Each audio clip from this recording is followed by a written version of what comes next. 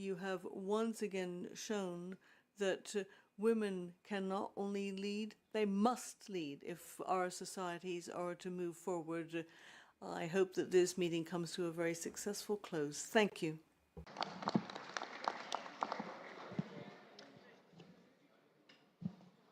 Well, the report was given by the Secretary General, so I'll give him 30 seconds if he has anything to say before I address the issue raised by Canada. Yeah, yes, Madam Speaker. No, Madam President. Thank you very much. Yes, you will respond to the question of U.S. membership in the IPU because you've been actively involved recently, and I believe you did make reference to that when you presented your report on Monday. J'aimerais, à cette occasion, I would like to thank the head of the Burkina Faso delegation for his kind words with respect to the IPU and myself. All I want to say is that we're going to continue to work with you, sir, so that we can help you with the process underway in your country in order to ensure that you're back on constitutional track. This is our responsibility. It's part of a mandate that was granted to us, and we certainly want to live up to the trust that you have shown us by being members of this organization. We are ready and willing to work with you with respect to the implementation of the recommendations made by the seminar to which you referred. And there are more that we can do. As we said the other day, we can work with you and your colleagues in other countries in West Africa that are in transition. And we can also work with you, Burkina Faso, with respect to the strategy that you have developed with respect to your return to constitutional government. Thank you once again for your kind words to the Secretary General and the IPU. Mr. Secretary General, thank you so much, Burkina Faso, for the warm compliments.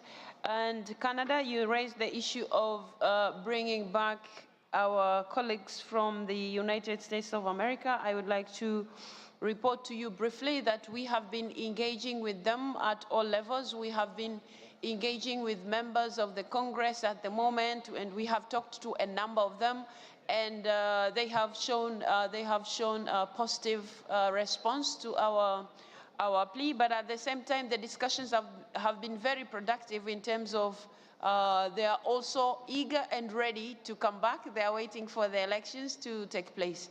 I also, colleagues, would like to report to you, I had a chance to meet with the Speaker of the Congress, Mr. Mike Johnson, when I went to meet the G7 speakers when we had a meeting in Verona. So I had a chance to personally talk to him on your behalf, and he's also very optimistic, which is a very good sign. So much as I understand people, even in this house, they have different supports for different aisles of what is going to happen in the next few days in the United States. But I wish the Speaker all the best, because I've already talked to him. And whoever is going to come, I mean, we are following up closely the issue of bringing everybody back, because we want our body to be a universal parliamentary forum. And so we are going to try to make sure all the members who maybe had left previously have come back. Like you know, Liberia is now back, and we are very grateful, and we know the United States also will come back. So we keep pushing. We keep pushing. That said, colleagues, before we move ahead, I would like to share with you briefly some feedback from the Executive Committee about the interim report of the Secretary General and what we were able to do. So the Executive Committee took note of the report of the Secretary General and expressed its appreciation for the arrangements he had put in place to implement the IPU strategy through numerous activities conducted, which he has just shared with us. with a view to facilitating the participation of parliamentary delegations in the United Nations. In the United Nations meetings in New York, the Executive Committee requested that the IPU Secretariat share the agendas of those meetings in advance as early as possible, because it's helpful for the national delegations to prepare at some time, and sometimes to also request for budgets from their respective countries. So we will be doing that, and the Executive Committee requested the Secretary General to share with you very early. At the same time, the Executive Committee also encouraged parliamentary delegations attending meetings in New York to make use of both the support of the IPU office, which is not very far from the United Nations headquarters, and their respective permanent missions in New York. It is very important, colleagues, that we do this, especially now that we are forging very close cooperation with the United Nations. So we would like, once the information comes to you, and if you need any help from the Office of the Secretary General, to write maybe to your parliament so that they allow you to come to these meetings that we hold at New York in March, in February and July. We will be more than happy to do that, to reach out to your parliaments and write your invitations. That said, may I take it that we all note the report that has been presented by the Secretary General? Thank you very much. It is so decided.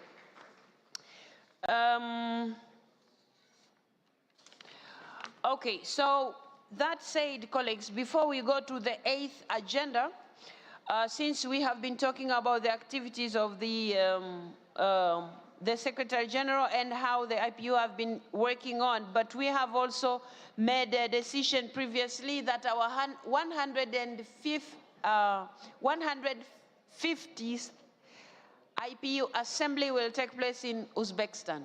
So we have the Speaker of Uzbekistan with us this morning, who is going to introduce us to how this meeting will be organized, and is going to also share with us the beauties of Uzbekistan and how they are ready to receive all of us. So, Madam Speaker, you have the floor. Thank you very much.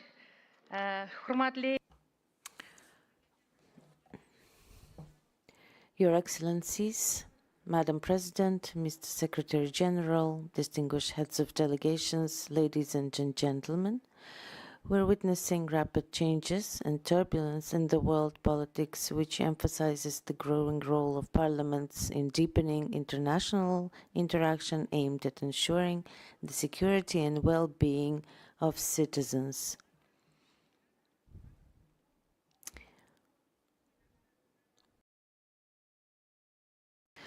Undoubtedly, the Interparliamentary Union plays a key role in promoting truly democratic principles of parliamentarism on a global scale. I'm particularly proud to say that thanks to the deeply thought-out reforms of the President Shavkat Mirziyoyev and the active role of the Oli Majlis, Uzbekistan has become a full-fledged member of this international organization in a very short period of time. Joint holding of the international parliamentary forums on SDGs in 21 and 23, as well as the 14th Summit of Women parliamentary leaders of the IPU member countries in 22 in Tashkent, have become important stages of Uzbekistan's cooperation with the IPU.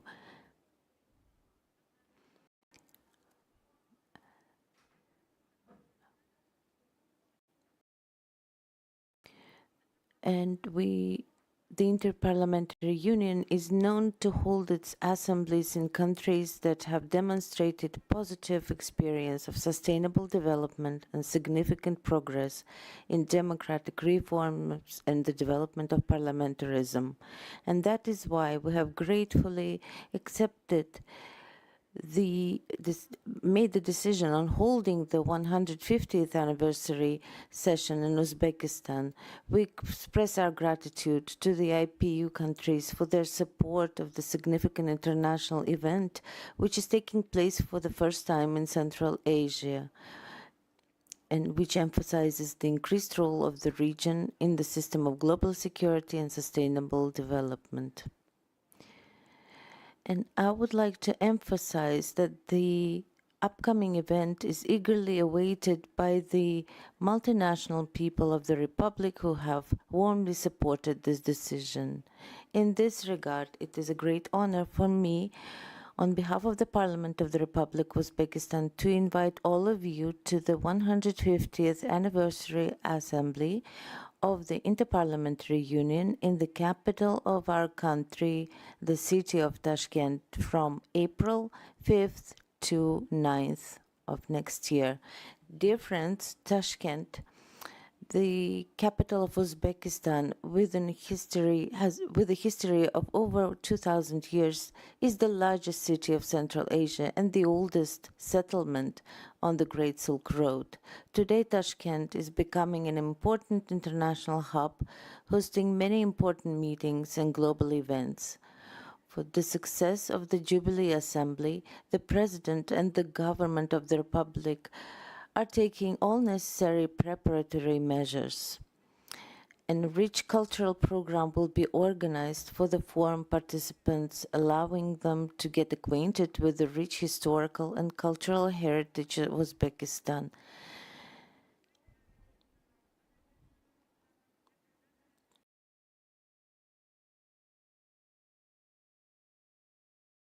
Dear heads of delegation, dear colleagues, Uzbekistan is open for dialogue and cooperation and strives to strengthen interparliamentary ties and actively promote constructive initiatives.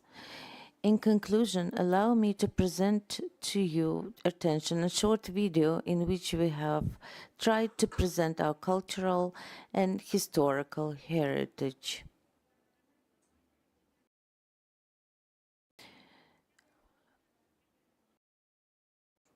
We will be looking forward to greet you in Uzbekistan, the warm country with very hospitable people. Thank you very much for your attention.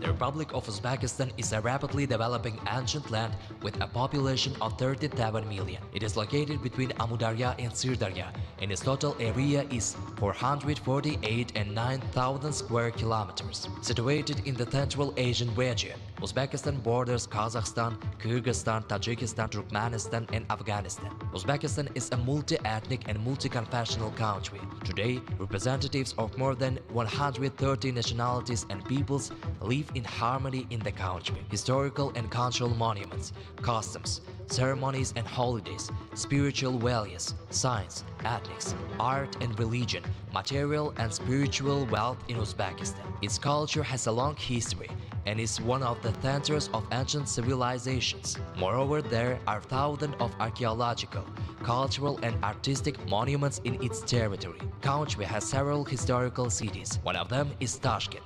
In recent years, Uzbekistan has been paying a lot of attention to the further development of cooperation based on mutual trust and respect in international relations due to the initiatives and efforts of President Shavkat Mirziyoyev in foreign relations and political will. In this regard, Uzbekistan has been strengthening friendly relations with neighboring countries, far and near foreign countries, international influential organizations. In turn, these actions were determined at the main direction of the diplomacy of the Parliament of Uzbekistan.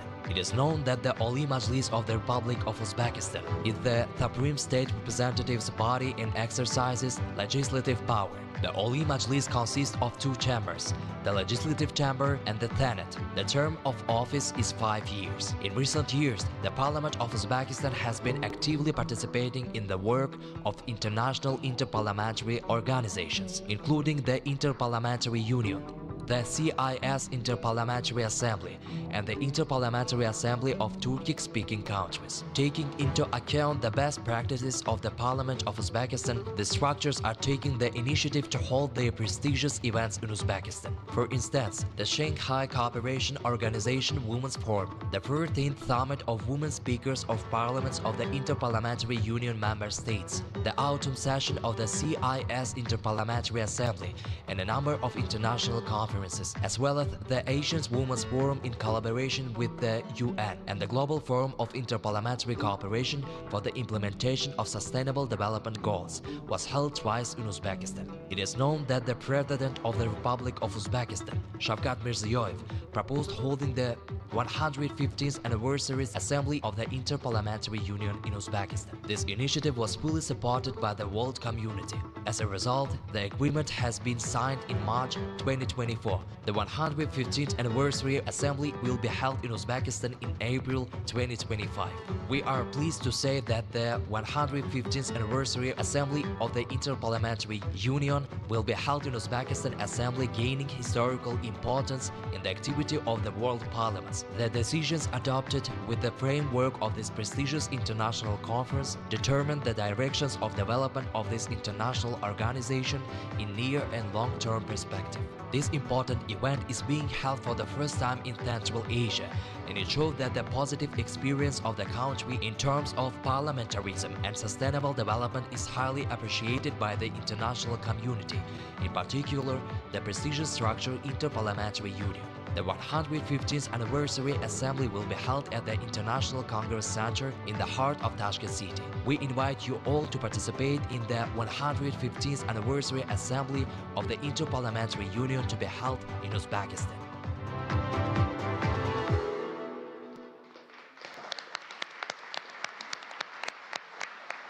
Thank you so much, Speaker Nabaeva, for this invitation. Thank you very much, Madam President. Thank you very much. Thank you. We'll wait. We'll wait. Sure. Uzbekistan. Thank you. Thank you so much, Madam Speaker, for that presentation and also for enticing us through this video. Colleagues, having done that, we now go to the 8th item of our agenda, which is appointment of 2 internal auditors for 2025. Colleagues, our rules of the Governing Council requires the Governing Council to appoint 2 internal auditors for every fiscal year.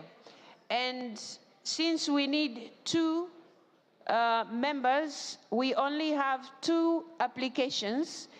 That is, we have received the, Mr. Nadir Manzoor, who is the Speaker of the Guyana National Assembly, and Mr. Lorenzo Bugley from San Marino. No. So, sorry, I have to be sure. San Marino, I saw it somewhere.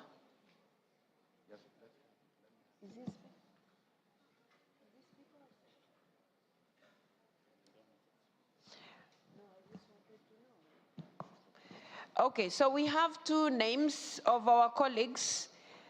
So one from San Marino and one from Guyana. And since we need 2, we have only 2 applications. Do I take it that you approve these appointments? Thank you very much. It is so approved. Colleagues, we now go to item 9 of the agenda, which is talking about amendments to the IPU statutes and rules. And on this item, you're going to be apprised of the work of the working group and called upon on the issues that they have already worked on. And at the same time, we will also inform you what the executive committee has done in this respect.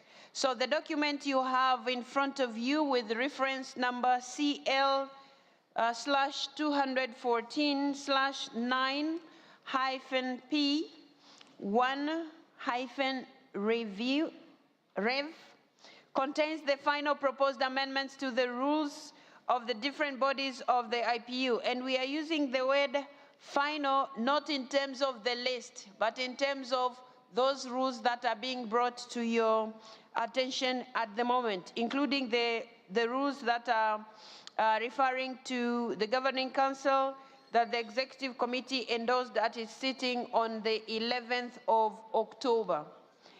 As a reminder, amendments to the rules are adopted by the Governing Council. The amendments to the statutes and the rules of the Assembly will be tabled for approval in the closing sitting of the Assembly later this afternoon.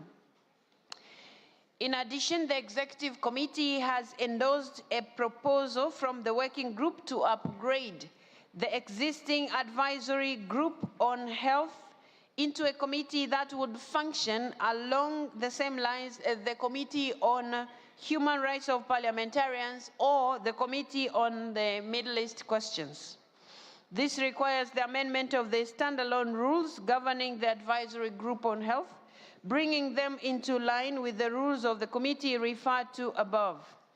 In that view, the Executive Committee also endorsed the revised rules of the Committee on Health contained in document CL 214/9-P.1.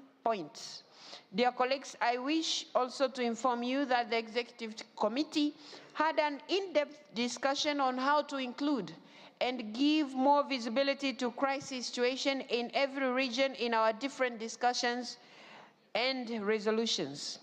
The Executive Committee invited the Secretary General to reflect on this question and come up with concrete suggestions that we will discuss during our next meeting. Please note that the working group has not yet concluded its work.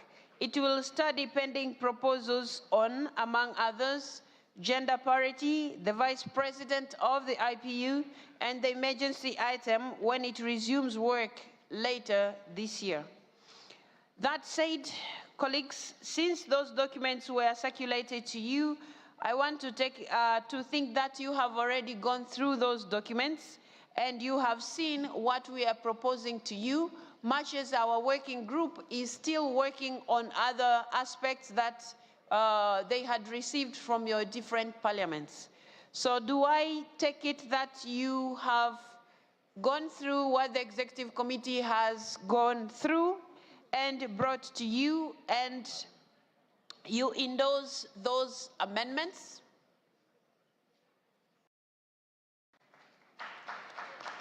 It is so decided. Thank you very much.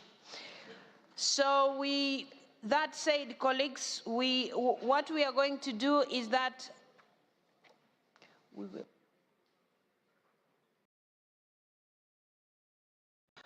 Colleagues, since it's work in progress, but what we have approved now will be incorporated in our statutes as they stand now, and then will be published on our website, so you're sure how our statute will read like.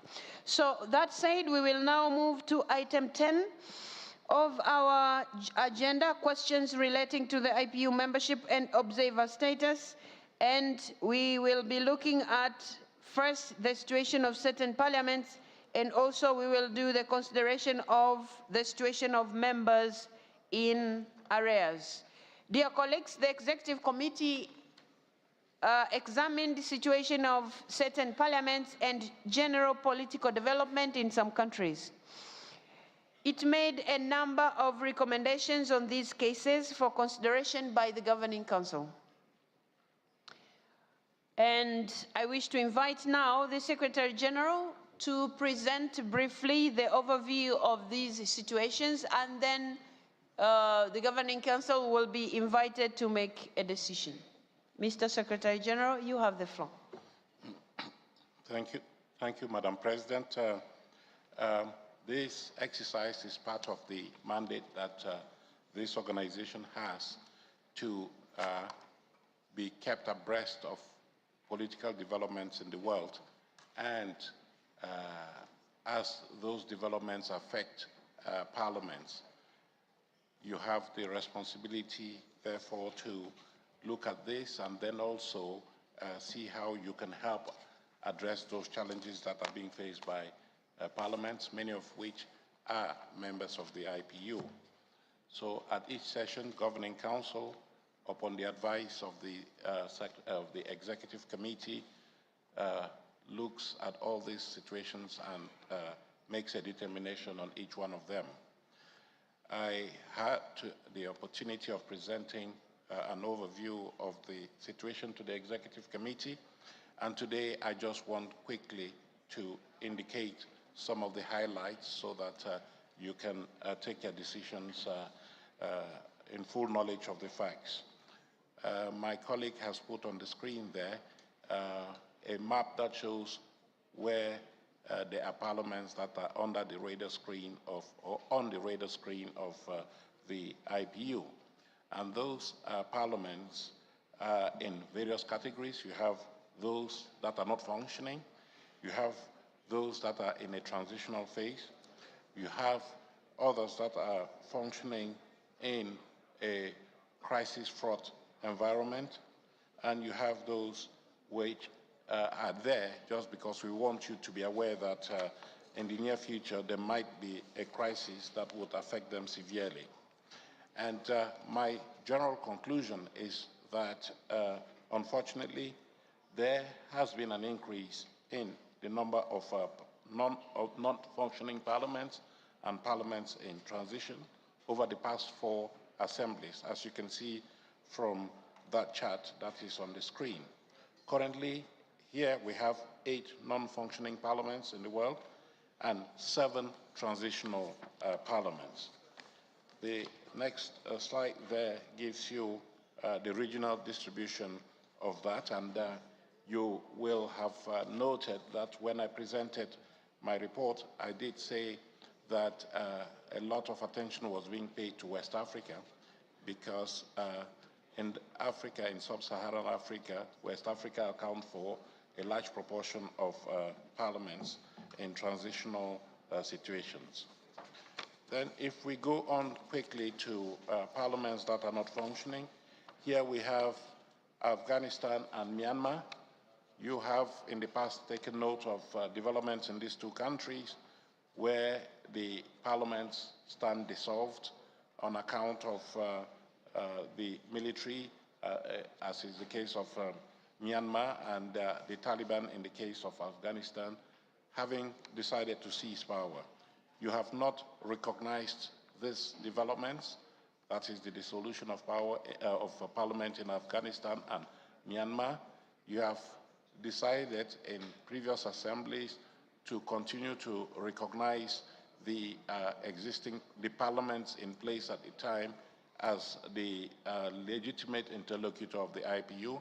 And Madam President, you and your colleagues have agreed that these parliaments can participate fully in the work of the IPU in a non-voting capacity.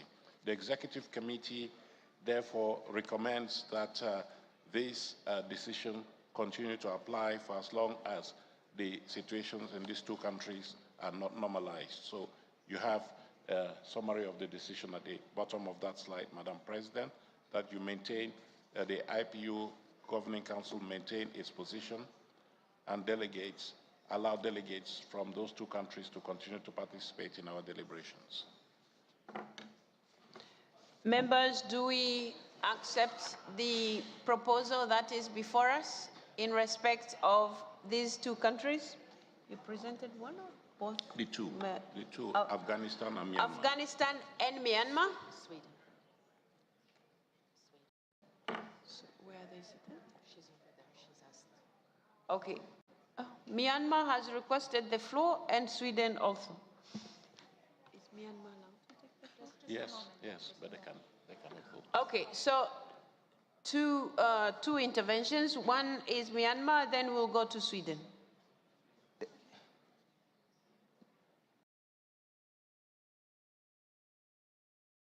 Thank you, Madam President and Mr. Secretary General. I am Dr. Wimye E, representative of CRBH Myanmar. In Myanmar, military junta has increasing resorted airstrikes targeting civilians as they lost control of more and more territories on the ground. Amidst this happening crisis, military junta is preparing to hold a sham election in 2025, which is neither democratic nor reflective of the people's will.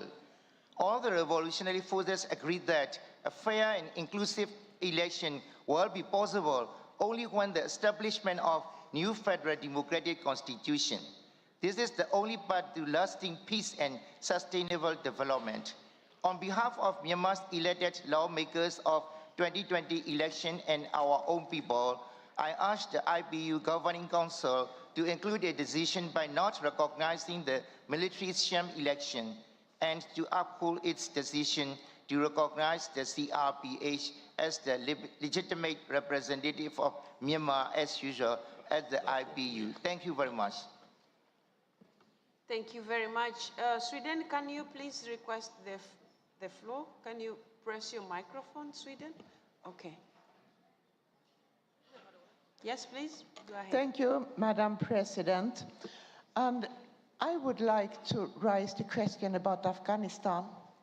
We do read in newspapers, we hear in our parliamentarian discussions, meeting with international organizations, both like IPU, but also with others, that the situation for women in Afghanistan is going backwards, really backwards. Also for girls. Girls are not allowed to go to school. Women are not allowed to have a work. They are not allowed to be out in the way in the society as they should be. They are not allowed to be in parliament.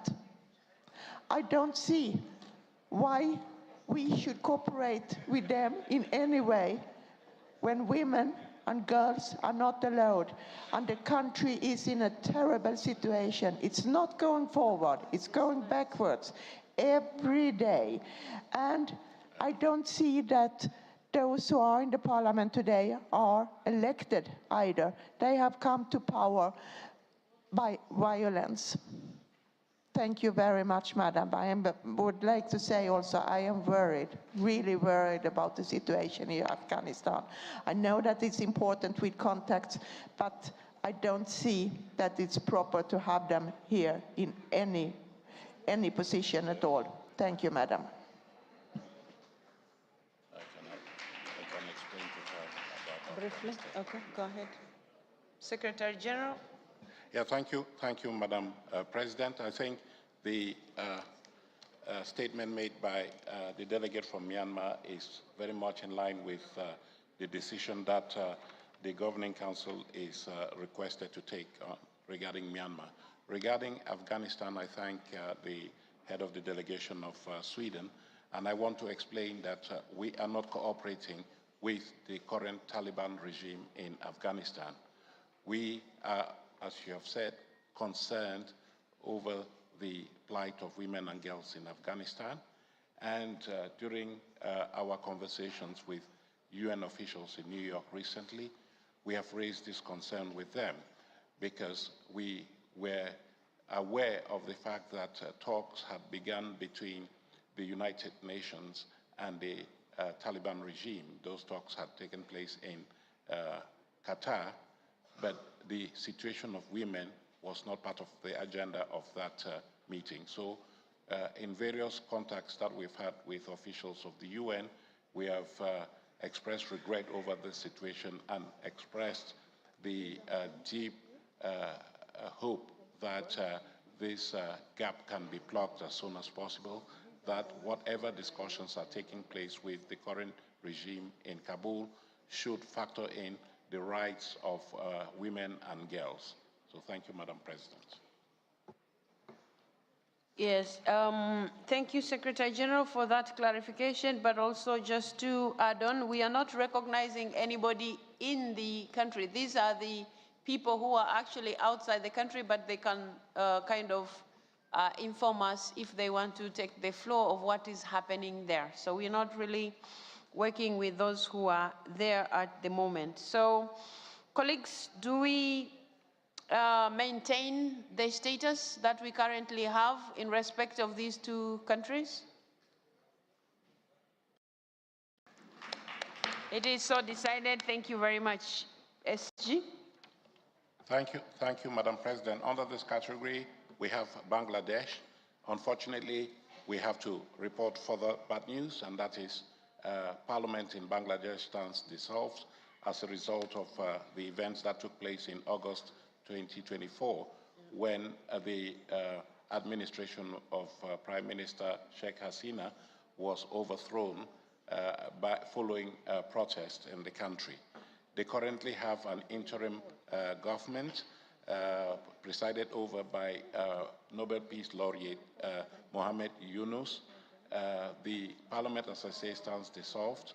And when I did meet with the Prime Minister, Mr. Yunus, in New York recently, he assured me that they are going down the legal route and that they will do everything according to the books. And so we are hopeful that this will include the organization of elections within 90 days as per the Constitution, and those 90 days expire in November. So the Executive Committee was apprised of this situation, and I believe they said that the IPU should take note, the Governing Council should take note with regret the fact that there is no functioning parliament in Bangladesh, that the IPU continue to monitor the situation, and that this matter be taken up again when the Executive Committee and Governing Council next meets. Colleagues, we note, Governing Council, we note the situation. I need the claps or the hands. Thank you very much. It is so decided. Secretary General. Thank you, Madam President. We have Guinea-Bissau. As far as the IPU is concerned, there is a parliament in Guinea-Bissau. It's simply because you have not agreed with the dissolution of the existing parliament in Guinea-Bissau because it was judged unconstitutional. The head of state, according to the constitution of Guinea-Bissau, cannot dissolve parliament within 6 months of its being elected. But that's what the current president did.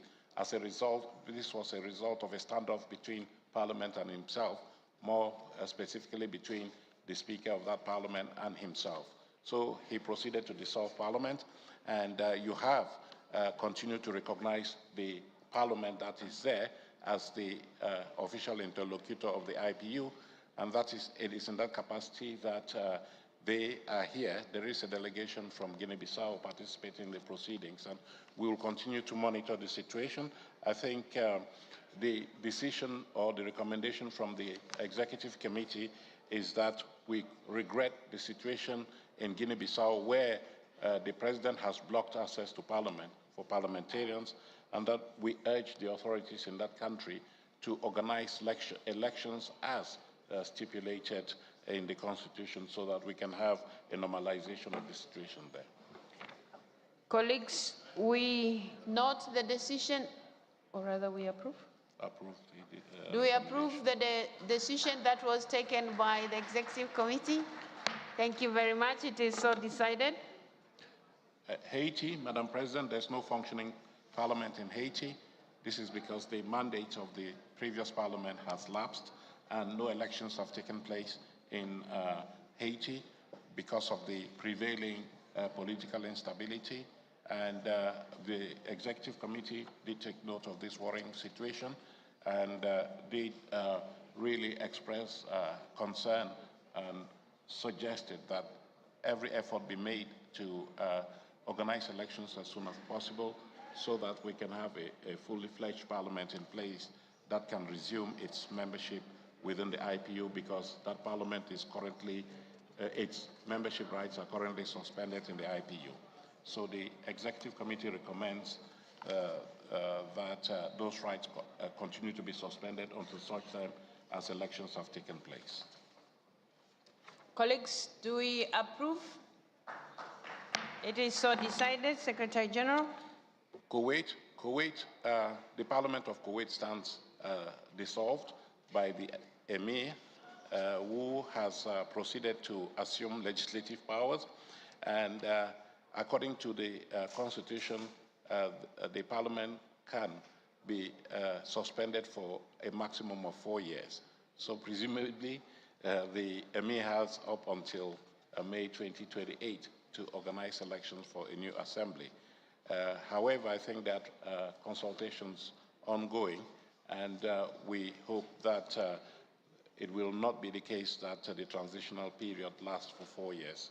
So the Executive Committee did take note of this situation and suggested that Governing Council continue to monitor the situation in view of a possible decision at the next IPU Assembly in 2025.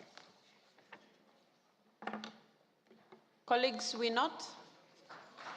Thank you very much. It is so decided. Secretary General. Niger is one of the West African countries that is in the throes of instability.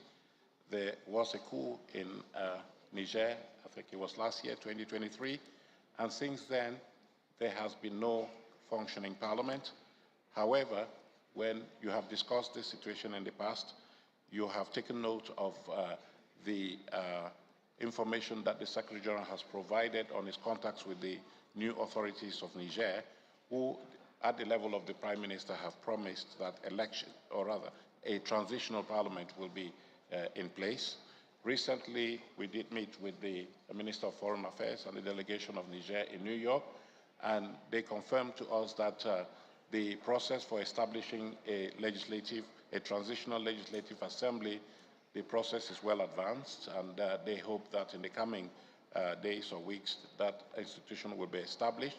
They have sent delegations to neighboring countries, to the other countries that are in transition, to learn from their experience. So we hope that this situation will improve in the coming days. So, Madam President, you and your colleagues of the Executive Committee recommend that Council take note of the ongoing preparations for the creation of a transitional parliament.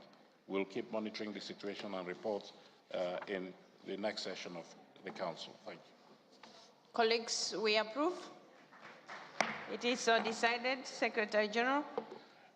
Madam President, Sudan is also in the category of parliaments that are not functioning. They don't exist. There's no parliament in Sudan as a result of the 2019 coup in that country. Instead, the situation has taken a turn for the worse with increased fighting between two rival army factions. We, on the basis of our monitoring, see no prospect of elections taking place very soon.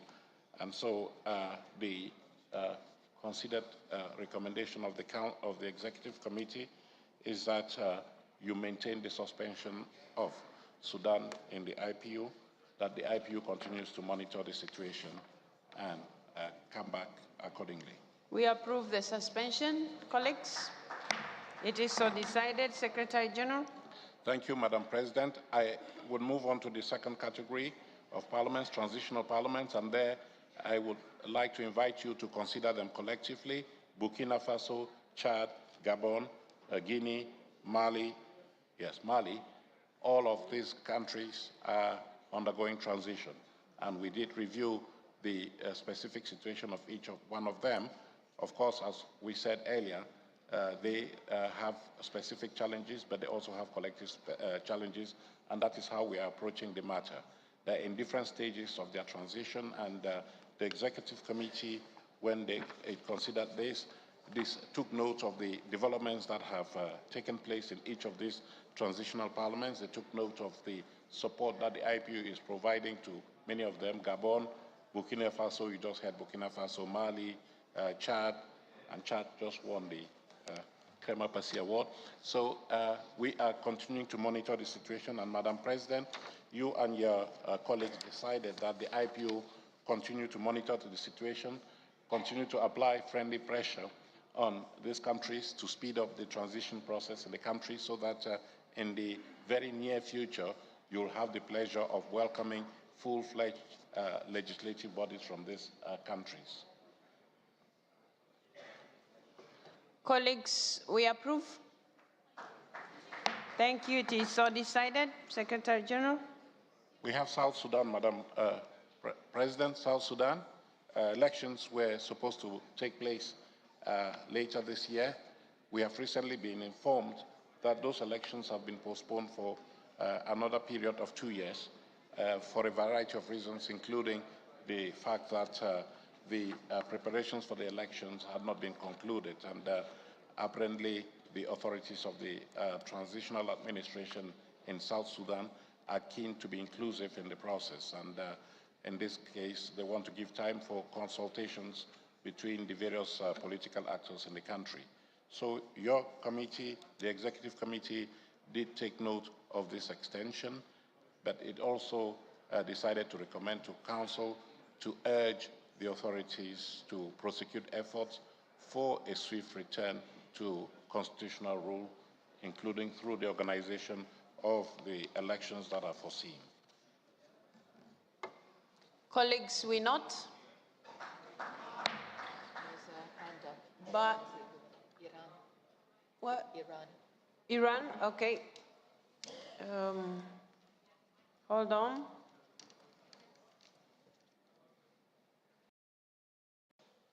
Iran, you have the floor. Bismillah ar-Rahman ar-Rahim. Thank you, Madam President.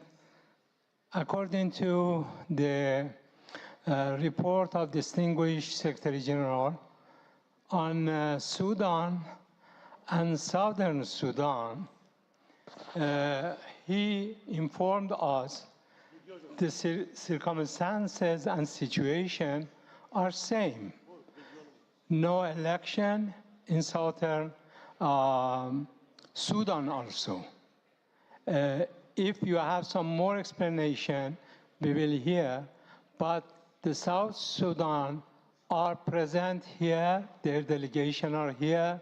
Tuesday they had voted, and the other normal activities which delegation have. But about the Sudan, I have not seen the delegation, and as Secretary General said, that we have to wait and the situation is suspended. Just some clarification I need. Thank you, Madam President. Thank you, colleague. The situation in Sudan and South Sudan is reported differently. Sudan stands suspended because there is no parliament at the moment. And there is no government, literally. But South Sudan, there is a transitional parliament that exists. So the report of the Secretary General is saying they were, the latest report that we got from them when we last met was that they were going to have elections. And what he's reporting now is that the transitional parliament is still doing its parliamentary job. They haven't had elections. So that's the difference. In Sudan, there is no parliament at the moment. In South Sudan, there is a transitional parliament, but they are looking forward to having an election. Does that make it clear? Okay, good. So, colleagues, we approve? Thank you very much. It is so decided. Secretary General? Thank you, Madam President. The last parliament in that category is Libya.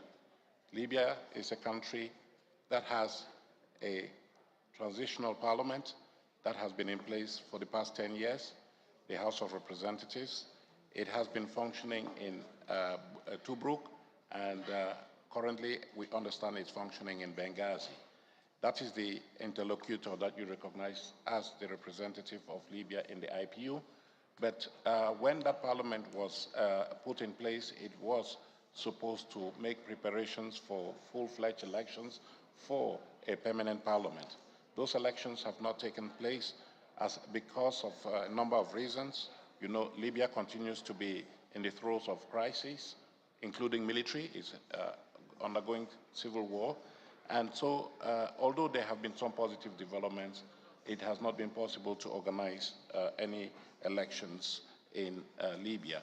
So the executive committee recommends to Council to take note of developments and call for elections to take place as soon as possible, and calls on the Council to continue to monitor the situation with the Parliament of Libya, the House of Representatives, that is functioning in Benghazi. Colleagues, we not. It is so decided. Thank you. Okay. We have this. What? Okay. I think that's the one. That's yes. We have done. Yes. So we go on to yes. We have Palestine, Venezuela, and yes, and Yemen. Some explanation to give before for Venezuela. Okay. Very good. So very quickly, Madam President, Palestine. We go to C now. Consideration of. No. No. We finish with the. Oh, okay. Go ahead. Yes, we have a category of parliaments in countries where the political situation impacts on parliament's capacity to function. And there we have Palestine. Palestine elections haven't taken place since 2006. We do know what is happening in that part of the world. However, there is a member of the IPU from Palestine, that is the Palestine National Council, that is represented in this assembly as a full-fledged member of the organization. In fact, they presented an item for resolution the other day. And so we just put this on the, in this list so that we all are aware that the effort should be made towards organizing elections as and when feasible so that we can have a full-fledged representative of Palestine in the IPU. Colleagues, we not. It is so decided. Yemen too. Yemen has a parliament, but it is currently delocated from Sana'a to, I believe, Aden now. You have recognized that parliament that has been in place, I think, since 2003 as the interlocutor of the IPU. There is a delegation from Yemen here, chaired by its speaker, Sultan al-Bukhani. So they have been participating fully in the deliberations of the organization. And that it is that parliament that is aligned with the UN-recognized government in Yemen. Colleagues, we not. It is so noted. Thank you. Madam President, you did indicate that you wanted to say a few words regarding Venezuela. If it's the last one. No, You still have some? I have a few more others that are positive news.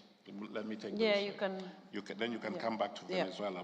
Bosnia and Herzegovina, for some time now, you have been reviewing this situation, not because Parliament is not functioning there or is in difficulties, just for you to be aware of the ongoing tension in the country that might ultimately lead to a serious impact on the Parliament.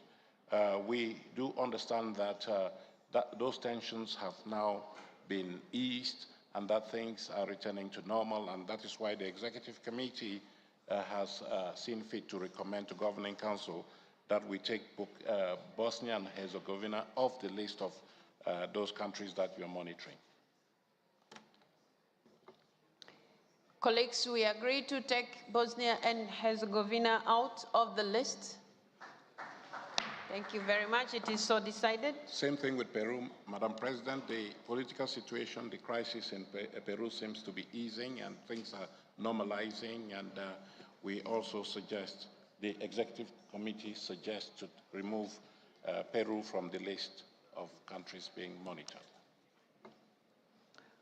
Do we also remove Peru from the list, colleagues? It is so decided. Thank you, Secretary General. Syria, you recommend that the IPU continue to monitor the situation in Syria and look at how best to support the parliament in that country on account of the fact that Syria is in the throes of civil war, and that is most likely to have a serious impact on the way parliament is functioning there. So you have recommended to Council that we keep Syria on our radar screen. So we keep monitoring what is happening in Syria. Colleagues, we agree? Thank you very much. It is so decided. Then you can go to Venezuela. Colleagues, I would like to take this opportunity to thank the Secretary General and his team for all the details that they have given us in respect of the parliaments of the world and how they're doing, and also the follow-up on different parliaments that need close attention of the IPU. So we commend you, Secretary General, for the good work that you're doing. Also, I would like to take this opportunity to once again thank you for the advice that you always give to the IPU to be able to make decisions that contribute to the restoration of constitutional order in those countries. Dear colleagues, please note that the Executive Committee had an extensive discussion on the case of the Bolivarian Republic of Venezuela. The Executive Committee agreed that the IPU must uphold its core values, in particular a commitment to engage in dialogue. When considering its contribution to the resolution on the ongoing crisis in the country, the Executive Committee expressed the view that the Venezuelan people would be the primary beneficiaries of any progress towards resolving the current situation. In this light, the Executive Committee recommended keeping open the channels of dialogue with Venezuela on the basis of a roadmap with a timeline the Secretary General will prepare for further discussion at the Executive Committee's next meeting. So that said, colleagues, because under the item that we have to make a decision on, I had to give this extra information so that when we request you to endorse the current status so that it remains as such as the Executive Committee is trying to take steps towards dialogue. Do we accept that the situation in Venezuela at the moment stays as it is? We maintain the current status? Sorry? Okay, colleagues, we have our colleague from Iran. Please request the floor. Sorry, just a second. Thank you, Madam President. All right. According to the report, Venezuela, as we know, everything is going on. They had their election, but the main problem in Venezuela is interference of the United States in the internal issues of Venezuela. And that's why having a normal contact with any countries is quite normal, no problem. But specifically, we should not put some, decision for the country which is living normal, ruling normal, the people are playing their role. Here is a place which we should take care, as in other cases, to avoid having any selective approach to some specific country. Thank you, Madam President. Thank you, Iran. Argentina, and then I'll give the explanation to what Iran has requested. Argentina, please request the floor. Microphone. Please place on your microphone, then I'll sit here.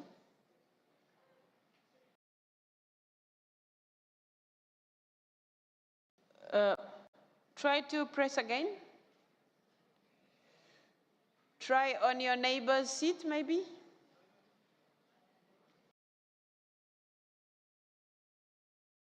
Can you try on your neighbor's seat? Oh, there you go. There's a Okay. green one now. This one. Okay, yes. Okay, you can use that now. Okay, thank you. Gracias. Thank you, Madam President.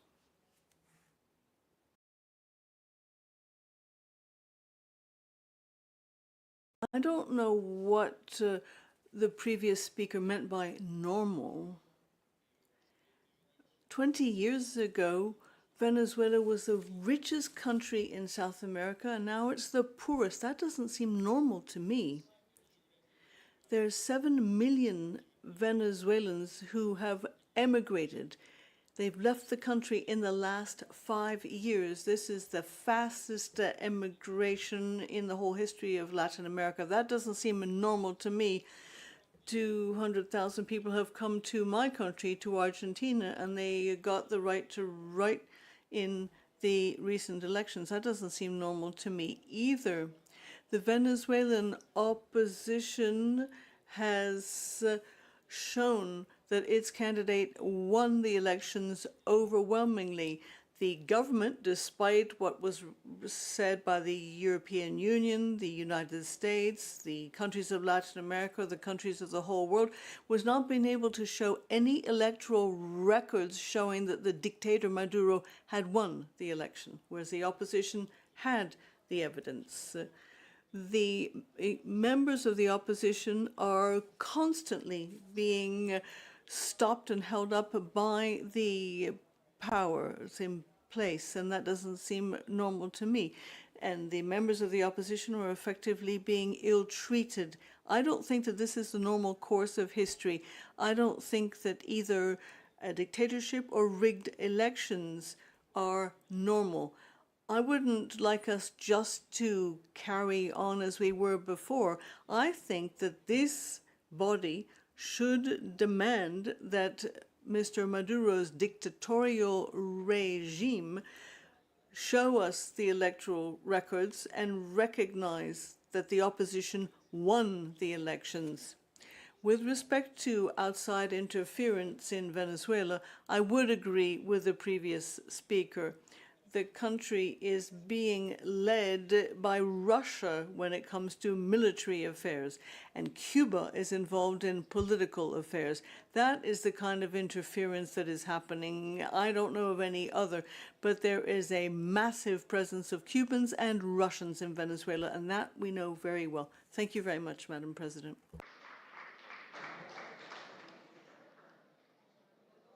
Can you put it properly so we can see it?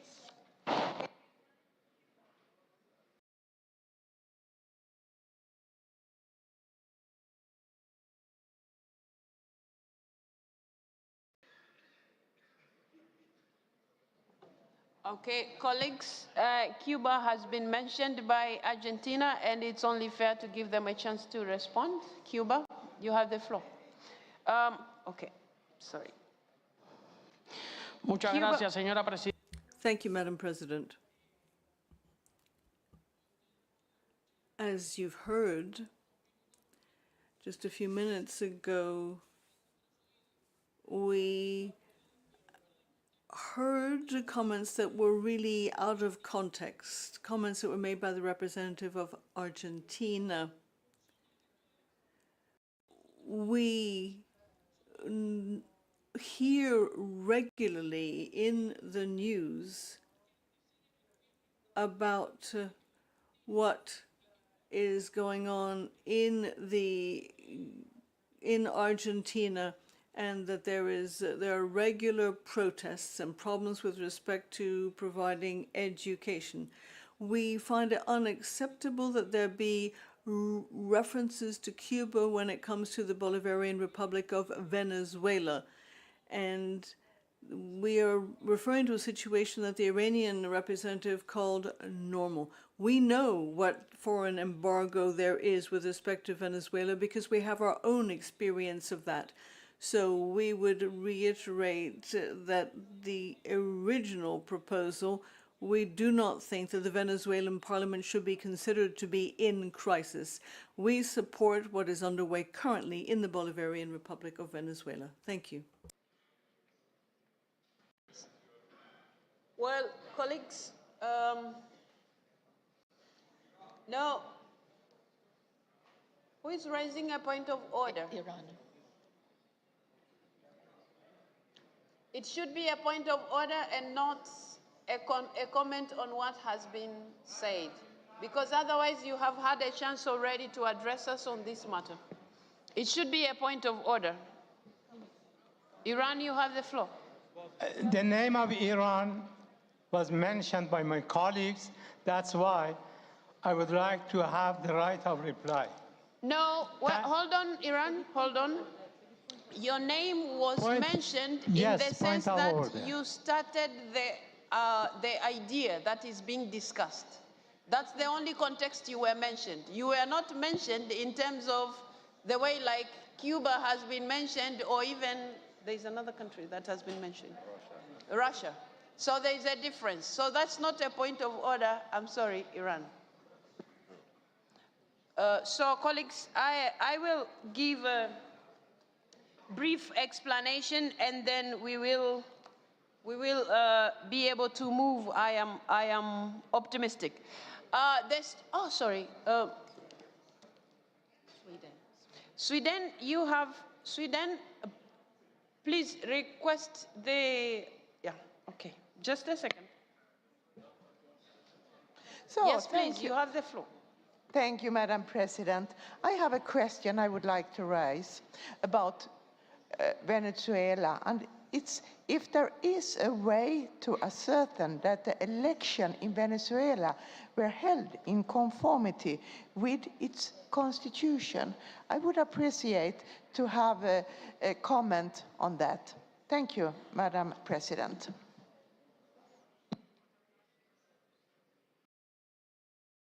Colleagues, the issue before us is that every governing council, when we have a meeting, we usually look at the situation in all the parliaments of the world. We pay particular attention to those parliaments that have challenges. So in the context of Venezuela and why it is reported the way it is reported to you, and we were requesting you that we maintain the current status. Currently, Venezuela does not attend our meetings because of the challenges that they have. What challenges do they have? And now I will begin by responding to what Iran had raised. The challenge that they have is that elections from 2015 and the elections that came in 2020, the IPU was not able to tell which of the parliaments should be recognized because each one of them was claiming legitimacy to lead in terms of their own country. So the 2015 parliament said they were still in power, and at the same time the 2020 also said the same. So IPU did not want to get into the difficulties that the country is going through and then say which one we are going to recognize. Under such circumstances, the IPU took it back to them so that they go and agree. If they will be coming, like both of them, you know, have representatives, that's the only way we were going to have their representatives at IPU. So they were stopped from attending by IPU. Now, why are we discussing it now? It's because that situation, when it comes to parliament, hasn't changed. In the sense that, well, much as the 2015 parliament may be looked at like it doesn't exist, but because IPU was looking at the 2015 and 2020, then it became difficult to make a decision on the basis of that. That's why we keep discussing about them. So your question on saying the situation is normal because there were elections, it's true they had presidential elections which are contested. And on this, on using the word contested, I would go to the point that has been raised by Sweden, whether the recent presidential elections took place in the context of their laws and their own constitution. I don't know if I can use the word unfortunately, but IPU does not participate in election observation missions. Because of that, we are unable as an institution to say something that we have not really witnessed, unless if the parliament is there, then when we try to engage, we try to look for facts.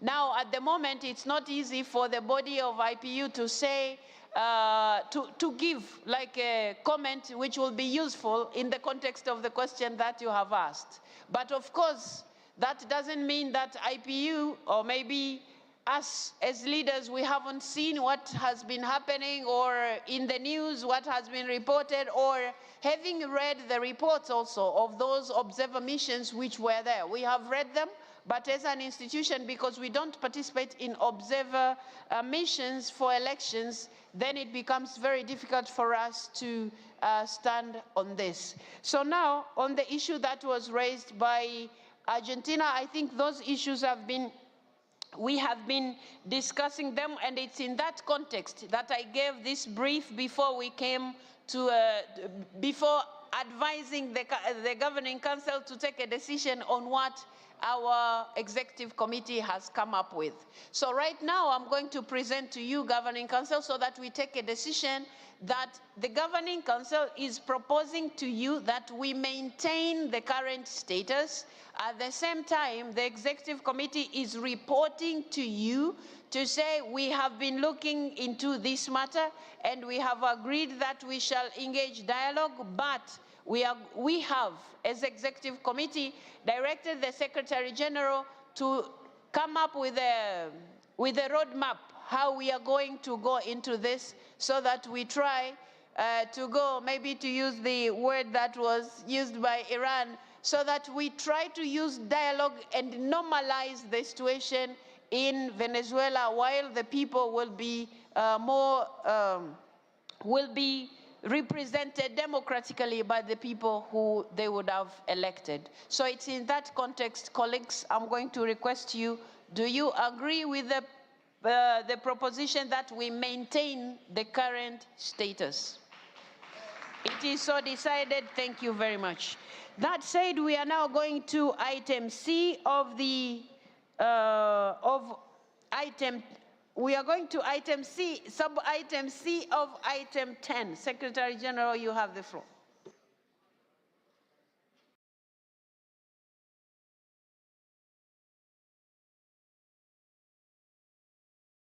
Okay, so I'll give you the brief. Colleagues, based on non-payment of the assessed contribution for at least 5 years and the apparent lack of interest in engaging in the IPU, the Executive Committee decided to recommend that the membership rights of the Central African Republic and Congo-Brazzaville be suspended.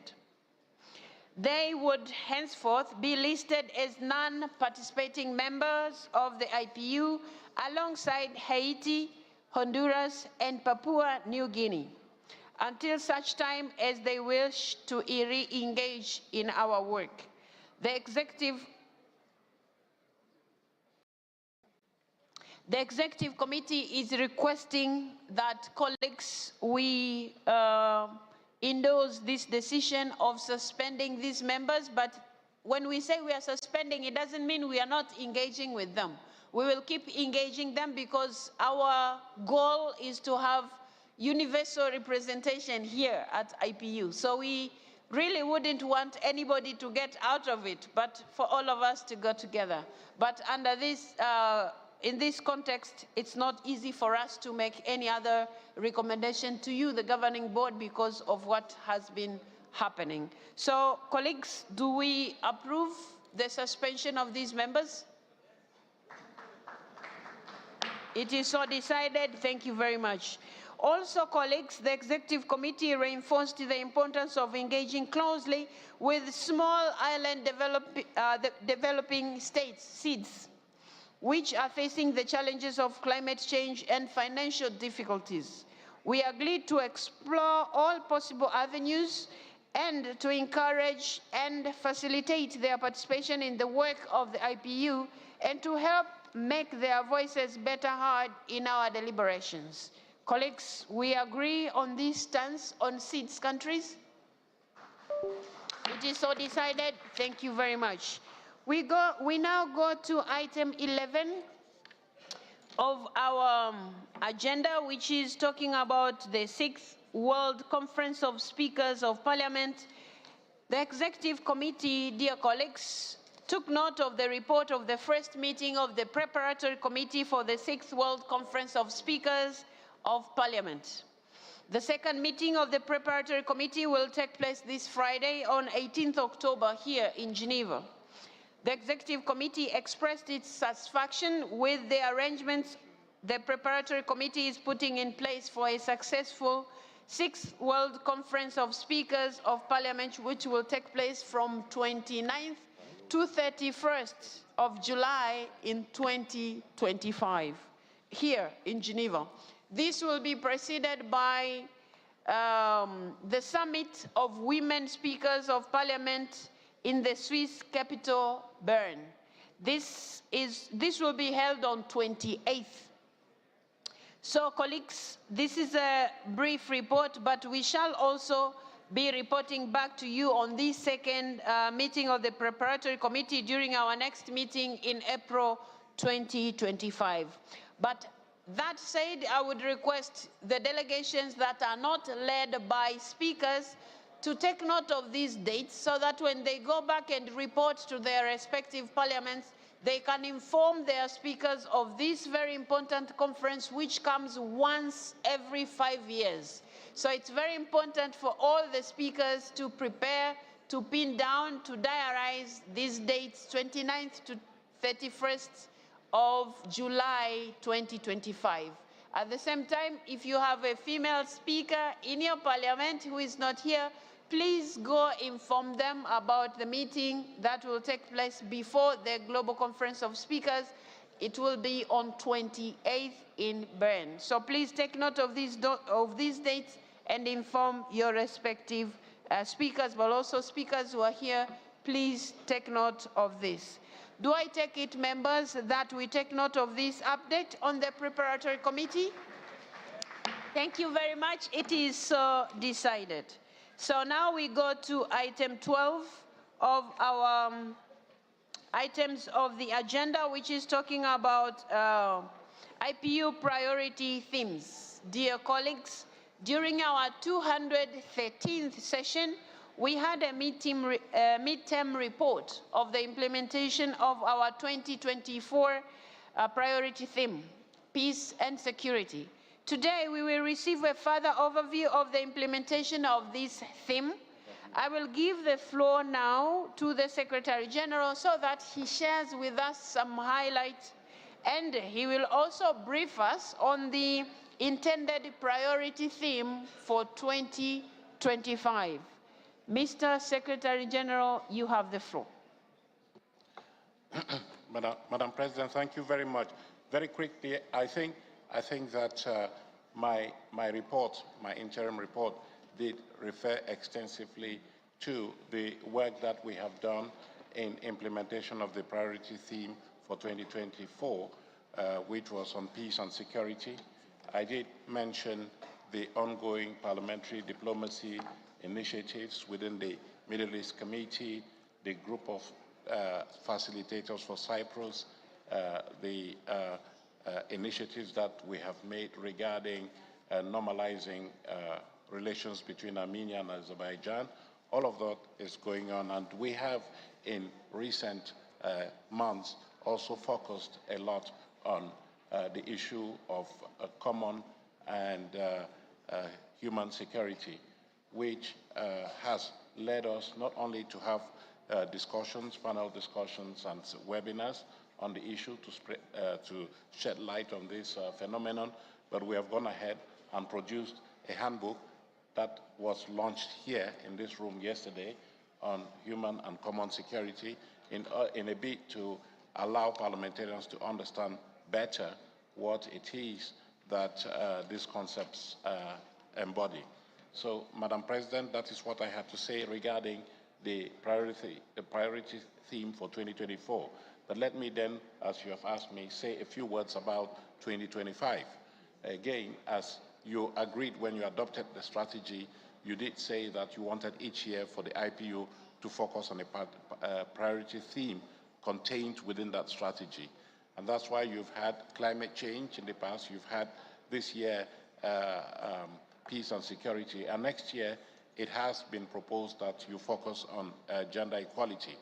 And this is what is, which informed the budget for 2025 that you adopted the other day during the first sitting of Council. And why is it that we are proposing gender equality for 2025?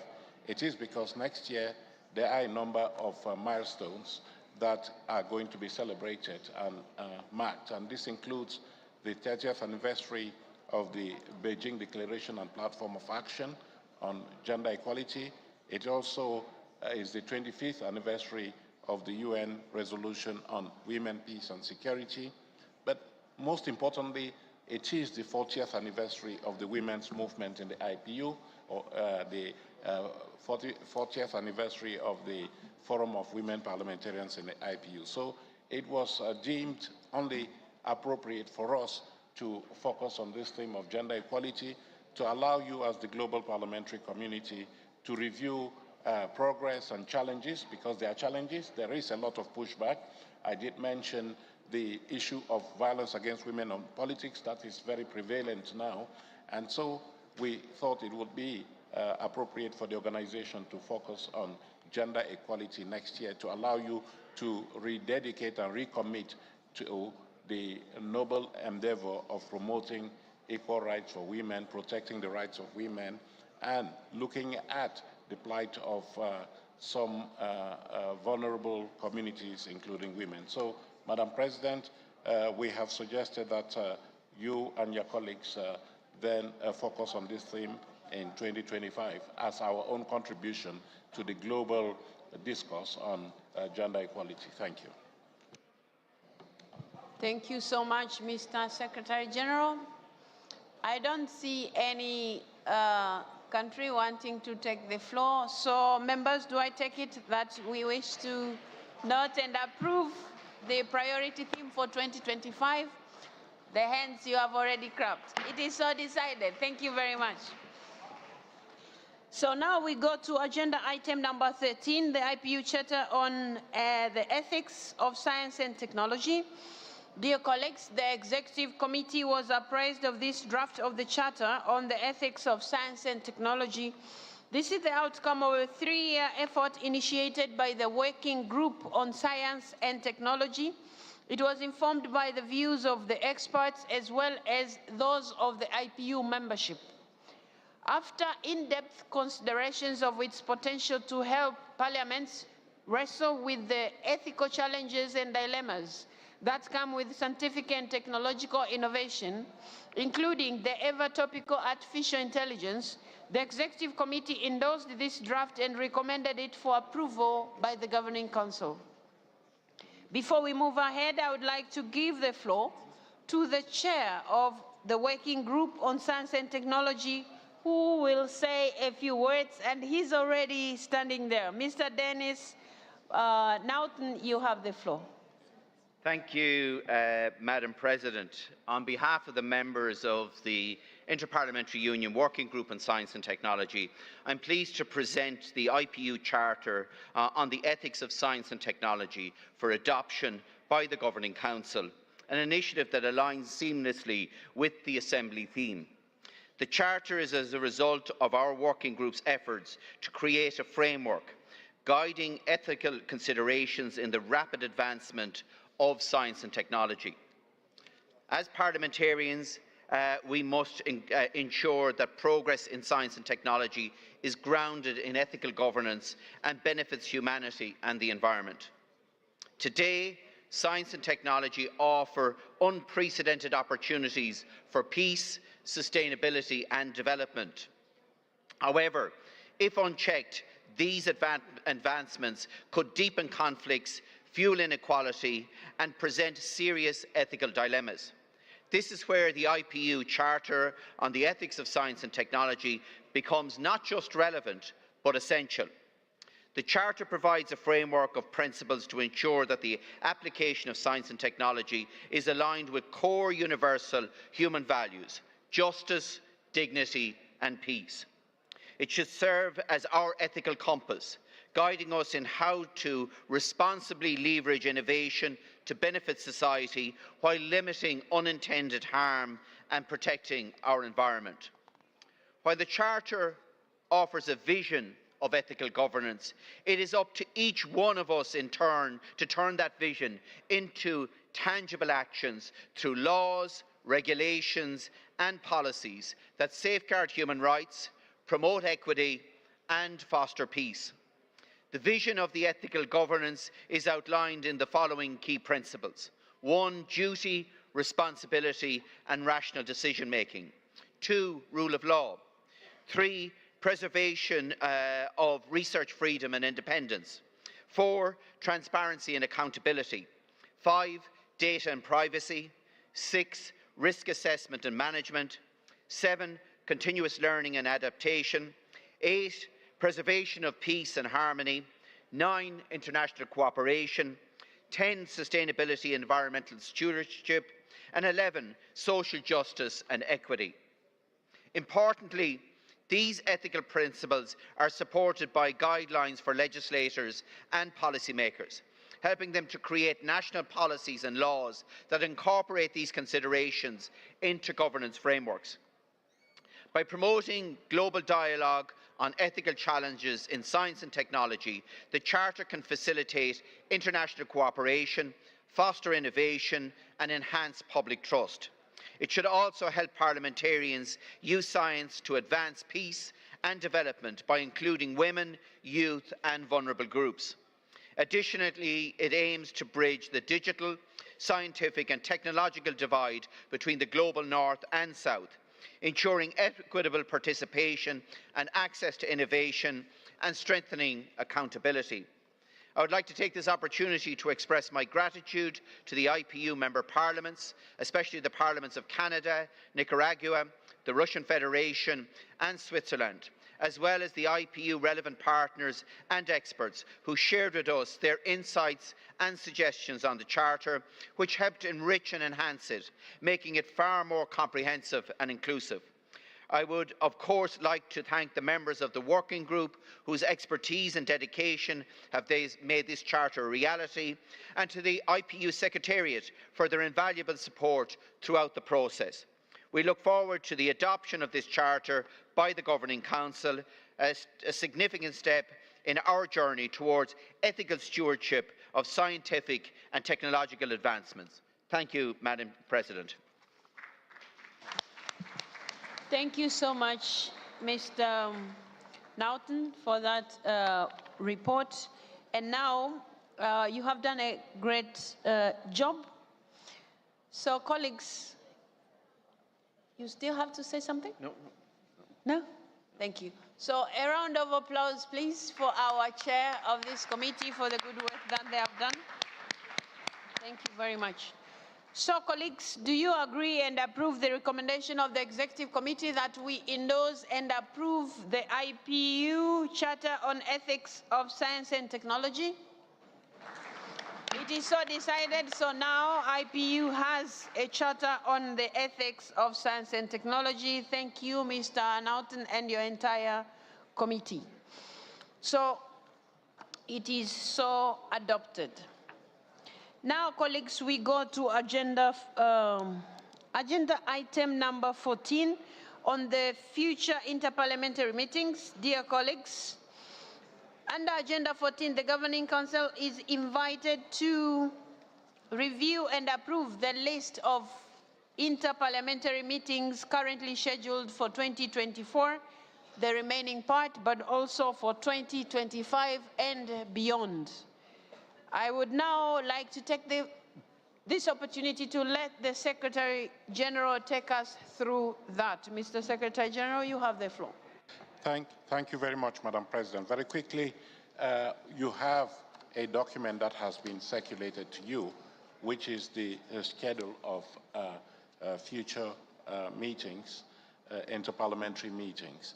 It is dated 12th October 2024, and it's CL/214/14-P.1. I would like to request you kindly to take note of this particular document, because it has been prepared as a kind of aide-memoire, a reminder to you of what the IPU plans to do in terms of events and other activities for the parliamentary community. And so, as much as possible, we update this schedule, and at each sitting of council or session of council, we do ask you to approve it, because in the meantime, there have been a number of other events that have been added to that schedule. We now give you clarity regarding the next assembly of the IPU, which will take place from the 5th to the 9th of April 2025 in Tashkent, as the Speaker of the Parliament of Uzbekistan told us earlier today. We hope that it will be a very successful assembly taking place for the first time in a Central Asian country. We have also made provision to host the 151st Assembly here in Geneva in these same precincts from the 19th to the 23rd of October. And this is in accordance with the statutes and rules of the organization, which stipulate that assemblies take place alternately in Geneva and outside Geneva. For future years, we are in negotiations with, or consultations with a number of parliaments that have expressed interest in hosting an assembly, and as and when those consultations materialize, we will be bringing the conclusions to the attention of the Governing Council. So we have that list of specialized meetings that we have in the schedule. Some of them are marked as to be approved by Council. I don't propose to go through each and every one of them because the rationale for organizing these events is in there. We have also indicated the strategic objective that those events are intended to be in conformity with. And so we can ascertain that whatever is contained in this document is consonant with your strategy. We would therefore ask you to approve those meetings so that we can have a head start in preparing for their organization.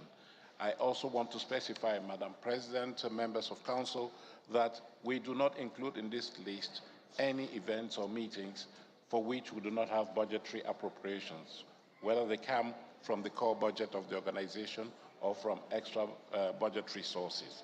So what we have in here are events that we believe we can implement subject to certain conditions such as availability of hosts and venues. Let me use the opportunity, Madam President, to single out a couple of meetings that will be taking place in the near future. One is the parliamentary session in Baku, Azerbaijan, on the occasion of the Conference of Parties for the Convention to Combat Climate Change, UNFCCC. We have the good fortune of having the partners of the Parliament of Azerbaijan as very active sponsors of this parliamentary session. It will take place from the 16th to the 17th of November, and I have been reminded that I should remind you of the importance of this event.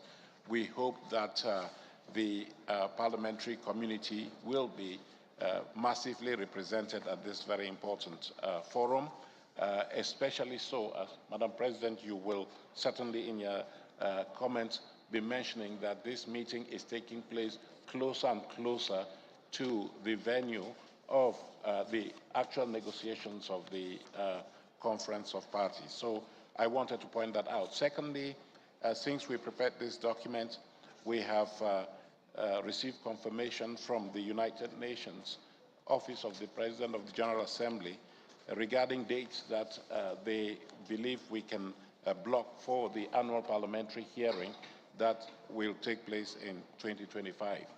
Usually it takes place in February 2025, and following consultations, they have proposed the dates of 13th and 14th of February. So I wanted to bring this to your attention so that as you plan for your work in 2024 and 2025, you take this into consideration. The last meeting that is on my list of reminders is the one that is due to take place in June. I think it's on the 19th to the 21st of June 2025 in Rome in cooperation with the Italian Parliament and the Vatican. That conference is on interfaith and intercultural dialogue, and yesterday I was pleased to sign the agreement with the Italian Parliament for the organization of that meeting. And I was reminded to also remind you that it is important for you to factor this into your plans for 2025 so that we can have large numbers of participants in Rome for this very crucial discussion on something that is very topical in view of what is happening in the world today. Thank you, Madam President. Thank you so much, Secretary General. With that information, I don't think I need to add anything. You have already encouraged the members. So, members, do we approve the list of future meetings? It is so decided. Thank you very much. We now go to item 15 of our agenda, which is about the election to the Executive Committee. Colleagues, the Governing Council is invited to elect a new member to the Executive Committee to replace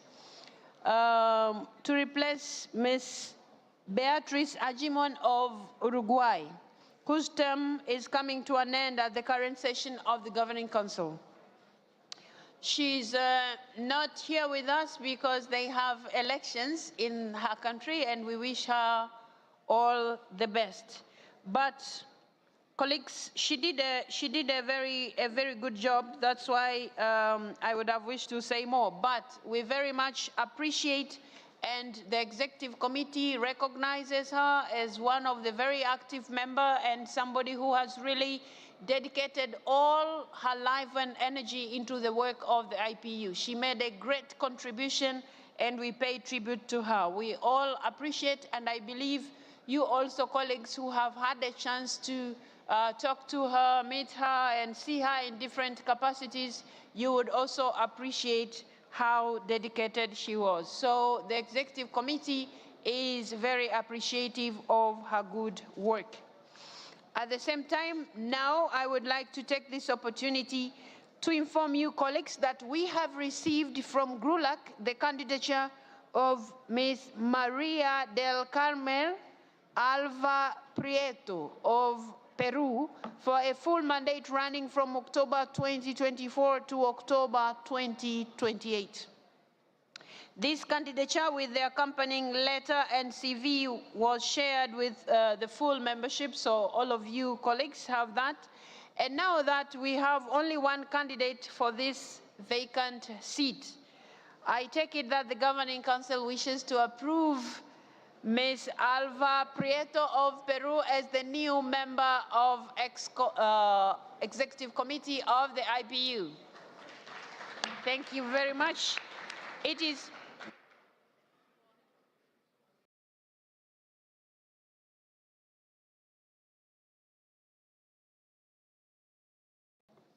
so I would like to now announce that Ms. Alva Prieto is a new member of our Executive Committee, and I see no objections. Is she in the house for her to stand? And okay, she's not in the house, but she's around. I have met her personally. So we congratulate her and wish her all the best as we welcome her to our Executive Committee. Also, members, you might have heard that she comes from Peru, and we have just made a decision prior to this announcement that Peru is now out of the list of countries that will be under scrutiny or monitoring by IPU. So thank you so much.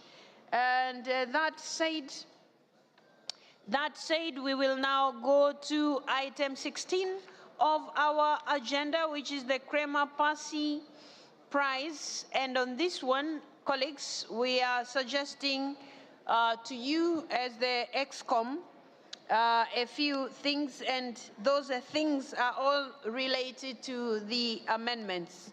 So, colleagues, the Executive Committee has been briefed on the work of the selection board of the Crema Passi Prize, of which I chair. And this, the Executive Committee took note of its deliberations relating to the winner of the prize for this year, which has gone to Chad, and they were very happy, and we are all very satisfied. The award ceremony, which took place yesterday, and all of you were here. The Executive Committee also received a draft proposed proposal amendments to the prize rules to help smoothen the process for future editions of the prize. The Executive Committee endorsed the amendments detailed in the document which has been circulated, which is referenced as CL/214/16-P.1 in your file, and recommended them for approval by the Governing Council. And you remember yesterday I mentioned one of the things that is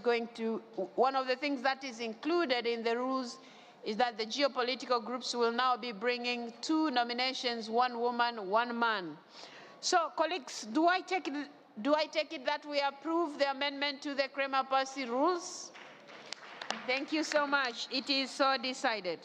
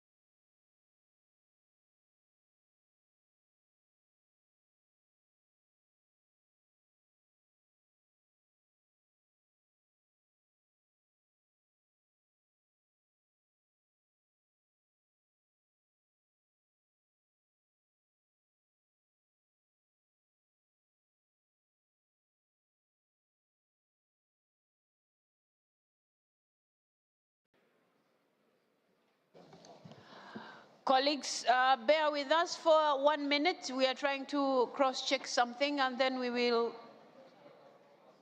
continue shortly.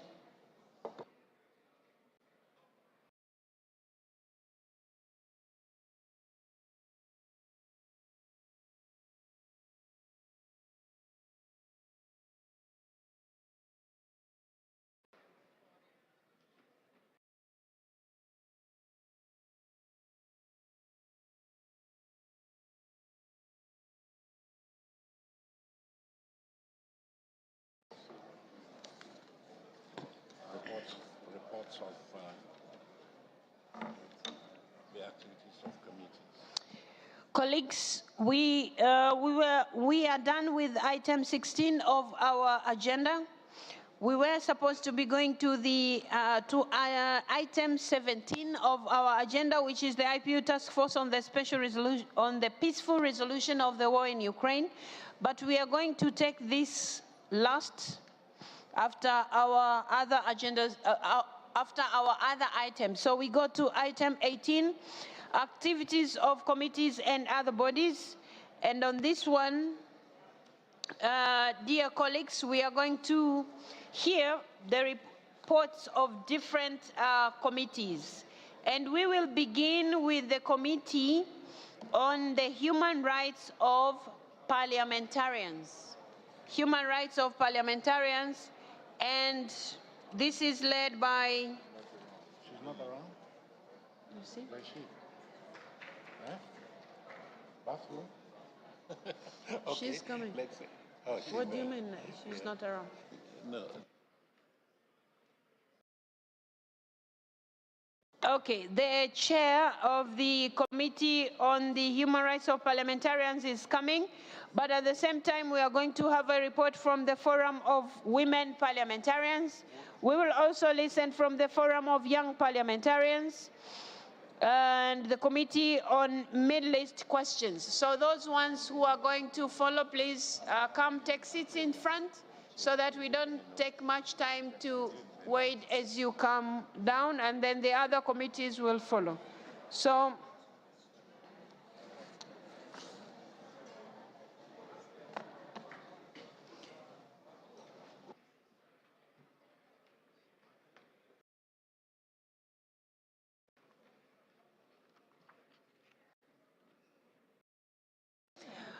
okay, so I welcome Honorable Odhiambo.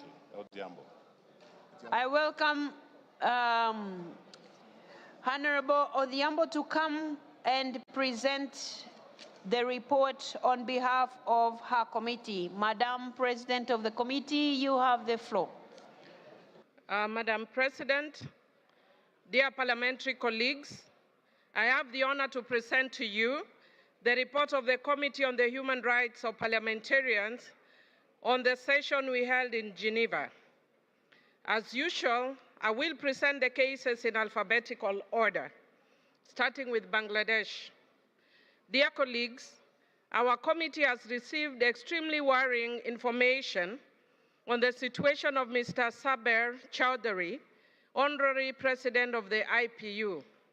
He was arrested and subsequently released on bail a few days ago. He is currently facing multiple charges that appear to be politically motivated. He sustained injuries at the hands of protesters when he appeared in court and is currently receiving treatment in hospital. There are serious concerns regarding his safety and his right to a fair trial. The IPU has been engaging with the interim government of Bangladesh to seek guarantees for the rights of our colleague and former president, and we call on the authorities to find speedy and satisfactory solution. We invite you to adopt the draft decision on page 1 of the English and French versions, respectively. Madam President.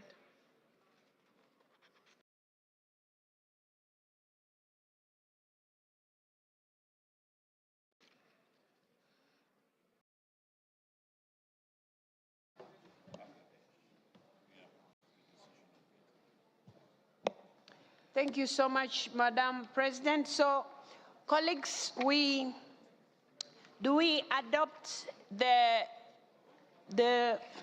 decision that has been put across to us by our committee in respect of Bangladesh? Thank you very much. It is so decided. Madam President, I move to the Democratic Republic of the Congo. The committee examined 3 cases concerning the Democratic Republic of the Congo, one of which was new. I would like to thank the Congolese delegation for the information provided at the hearing before the committee and for its willingness to host and facilitate a mission to the DRC.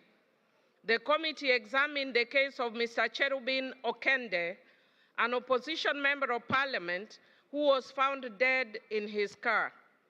The committee took note of the information shared by the delegation concerning the judicial investigation. Nevertheless, the committee would like to receive a copy of the investigation report and hopes to be able to gain access to it once in the DRC as part of its mission.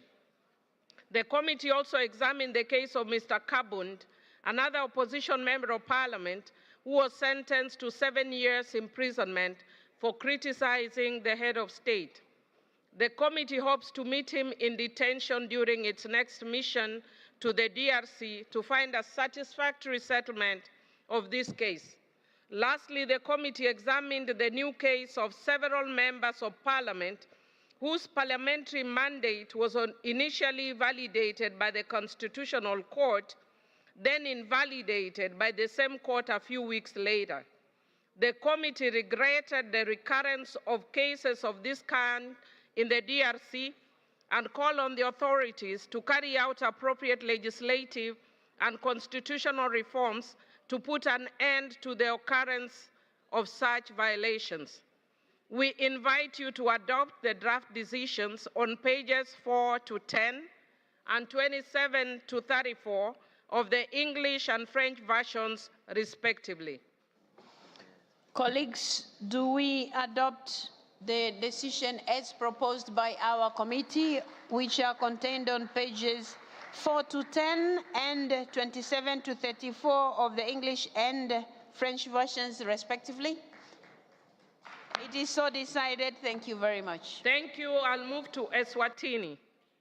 Our committee is concerned about the situation of Mr. Mabuza and Mr. Dube, who were detained in July 2021 in the aftermath of protests calling for the democratic reforms in Eswatini. Last year, the judge in the case found them guilty, but reserved sentencing. In July this year, they were sentenced to prison terms of 25 and 18 years. The IPU trial observer and our committee failed to see how these men could have been convicted on the charges of terrorism, sedition, and murder when all they did was express concern about the state of democracy in Eswatini, call for constitutional changes, and for the people of Eswatini to be allowed to convey their concerns and wishes directly to their members of parliament. At no point did Mr. Mabuza or Mr. Dube advocate for the use of violence or commit any violent acts. We therefore hope that the appeals court would critically review the lower court's verdict. We understand that the IPU Secretary General had a very constructive meeting during this assembly with the President of the Senate of Eswatini, and that they discussed a possible visit to Eswatini by the IPU Secretary General to discuss different issues of mutual interest, including the case of Mr. Mabuza and Mr. Dube. We hope that this visit can soon take place. We also hope that the authorities will allow a small committee delegation to travel to Eswatini and meet with both men in detention.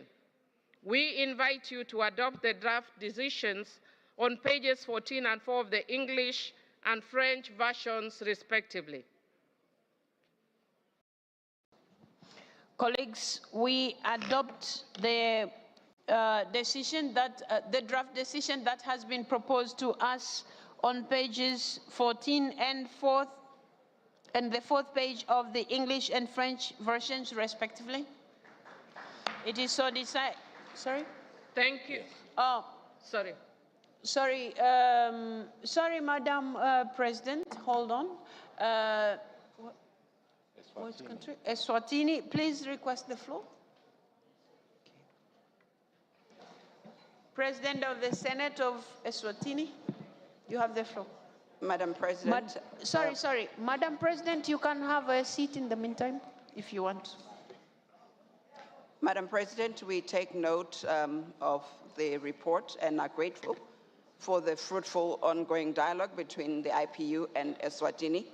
We appreciate the IPU's readiness to provide support for ongoing efforts to implement the recommendations that arose from the national dialogue, and I confirm that we have extended an invitation to the Secretary General to visit the Kingdom and look forward to fruitful deliberations. Thank you, Madam President. Thank you very much. So we continue because I had already banged the thing here. So thank you, Madam President. Yes. Thank you, Madam President. I'll move to Guinea-Bissau. The committee examined the collective case in Guinea-Bissau of 4 parliamentarians, including the Speaker of Parliament, Mr. Domingos Simoes Pereira, who has been prevented from traveling to Geneva to attend the 149th IPU Assembly. A parliamentary delegation has nevertheless been able to represent him, and I would like to thank its members for the information provided during their hearing with the committee. The committee deplores the new alleged violations suffered by the Speaker of Parliament, Mr. Pereira, including the arbitrary invalidation of his parliamentary mandate and position as Speaker, the violation of his right to freedom of expression, assembly, and movement, and the alleged blocking of his future candidates in the legislative elections for purely political reasons. The committee denounces these violations and urges the authorities in Guinea-Bissau to take all necessary steps to end the abuse inflicted on Mr. Pereira and to refrain from instrumentalizing the justice system with the aim of removing him from political life. It also urges the authorities to ensure that the violations suffered by all the members of parliament included in the case are properly investigated. We invite you to adopt the draft decisions on pages 18 and 8 of the English and French versions, respectively. Colleagues, we accept the draft decision. We adopt the draft decision on pages 18 and 8 of the English and French versions, respectively. It is so decided. Thank you very much. Thank you. I'll move to Nicaragua. The committee examined for the first time and declared admissible the case of Mr. Brooklyn Rivera Bryan and MS Nancy Elizabeth Enriquez James. Mr. Rivera's whereabouts have remained unknown since his arrest by state agents in September 2023, and MS Henriquez is currently in prison. Both are opposition parliamentarians and indigenous leaders. Today we have with us MS Tininiska Rivera Bryan, the daughter of our Nicaraguan colleague Brooklyn Rivera. She has a message for us. Madam President, I kindly request that you allow MS Rivera to address the Council from the podium. Ms. Tininiska Rivera, please, you have the floor. You can address the Governing Council. Madam President, you can either stand with her or have a seat, whichever suits you. Okay, Ms. Rivera, you have the floor. Buenos días, me llamo. Good morning. My name is Tininiska Rivera, and I am the daughter of Brooklyn Rivera Bryan. My father is a noted leader in Nicaragua and for the Miskito people. He has devoted his life to defending the rights of the Miskito people, as well as the indigenous and Afro-descendant people of Nicaragua. His work, political work began in 2007. He was elected to the National Assembly of Nicaragua then. And as a member of parliament, he defended the rights of indigenous peoples and particularly dealt with our territorial rights so that our ancestral lands were protected.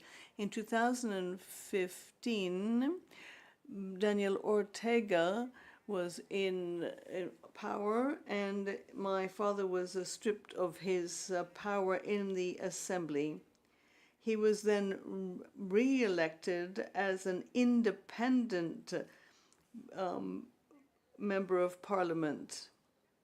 And he continued to defend the rights of indigenous peoples as a representative of the Yatama political party. His last activities on the international stage were at the annual session of the United Nations Permanent Forum on Indigenous Issues. After his participation in the UN Forum, he was refused re-entry into Nicaragua, so he had to come back in informally. Once he got back home, he was arbitrarily arrested at home, and the government allowed no due process and took measures against everything that was all of the Yatama Party's activities, stopped radio broadcasts and the like. And we now have no idea where my father is and what his state of health might be. The authorities have not given any information whatsoever about the charges under which he is being held. We, his family members, have had threats and harassment from the country's security forces, and we have demanded that my father be properly represented and defended, but we have had no response whatsoever. We've appealed to the Inter-American Commission on Human Rights, and they have made a decision respecting cautionary measures with respect to the state's activities. And the International Court on Human Rights in February of 2024 came to a decision in favor of my father and his family.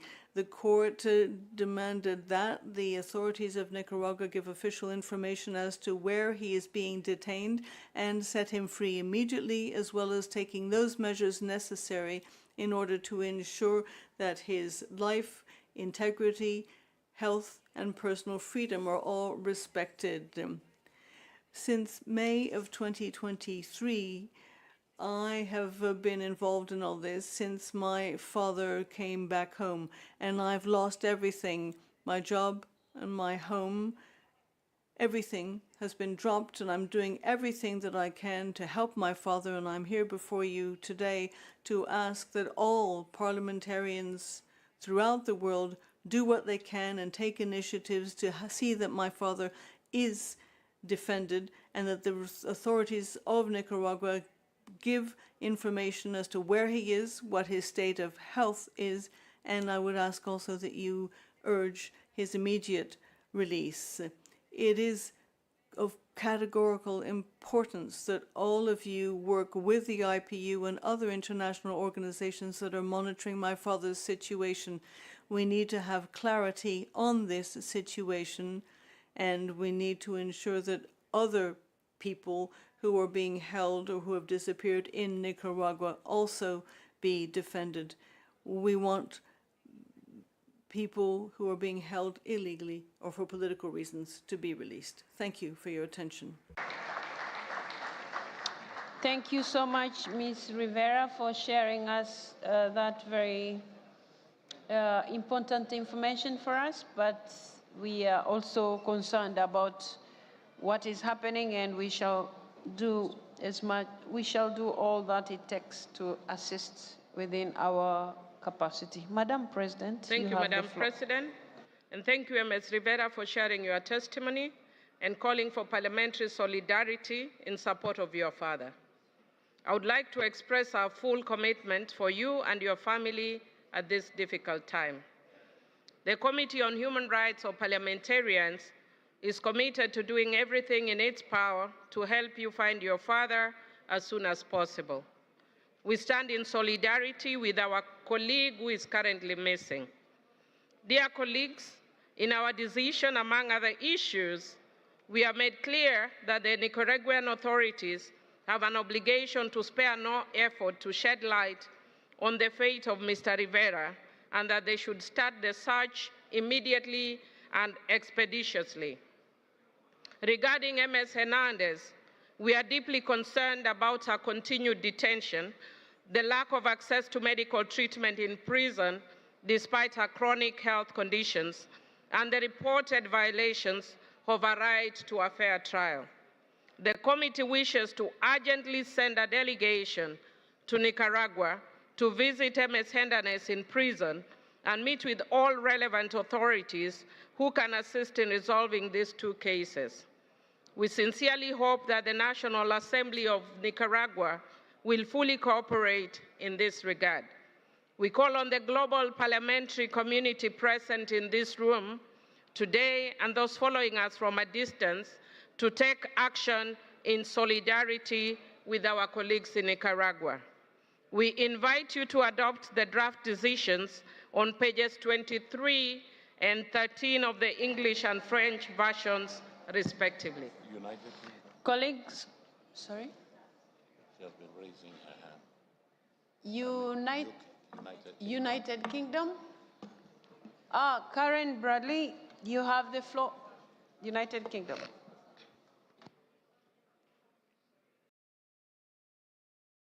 Thank you, Madam President. As she can't be here, Baroness Gloria Hooper, who is familiar to many in this room and a good friend to many in this room, wanted it to be known that she is taking a very keen interest in this case and is making sure that this is something that the UK Parliament is well aware of and fully supports the decision taken. Thank you very much, United Kingdom. Sorry. Thank you so much, United Kingdom. So now, colleagues, do we adopt the draft decision presented to us by the committee on pages 23 and 13 of the English and French versions, respectively? Thank you very much. It is so decided. Madam President. Thank you, Madam President. I'll move to Pakistan. Our committee is ever more concerned about the deteriorating situation of Mr. Imran Khan and his colleagues who were detained in May 2023 and who have been subjected to ill treatment and inhuman conditions of detention, including the use of solitary confinement. In June 2024, the United Nations Working Group on Arbitrary Detention found that the detention of Mr. Khan was arbitrary and called for his immediate release with full compensation. That same body identified numerous violations of Mr. Khan's right to a fair trial, as highlighted by this committee in the past. The committee deplores that the authorities have not freed Mr. Khan and his colleague, Senator Chaudhary, who was among us in IPU assemblies only recently. We call on the Pakistani authorities to free them immediately and to ensure that all their rights are respected, which requires stronger action to restore due process, accountability, and the rule of law in the country.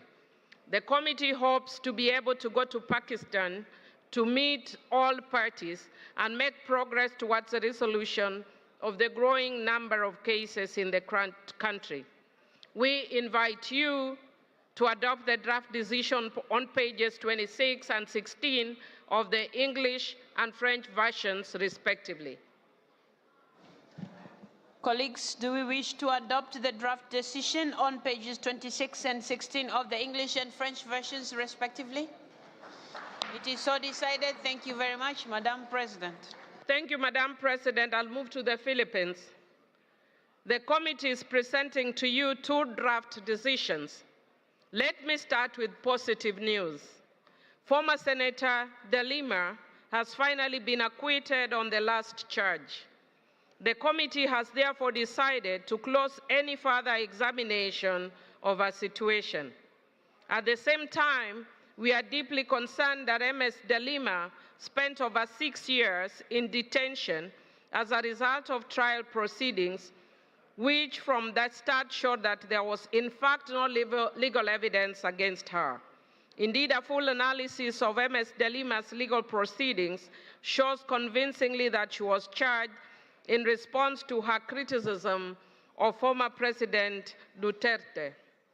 Turning to the second case with regard to Ms. Castro, a current parliamentarian, the latest concern is that she was convicted and sentenced at first instance in July this year for her involvement in what appears to be a legitimate rescue operation.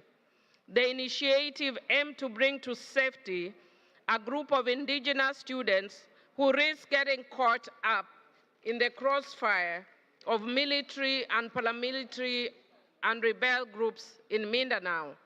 We will send a trial observer to the appeal proceedings and trust that the Court of Appeals will give due consideration to all the information presented by the prosecution and the defense. We invite you to adopt the draft decisions on pages 30 and 33 and 21 and 24 of the English and French versions, respectively.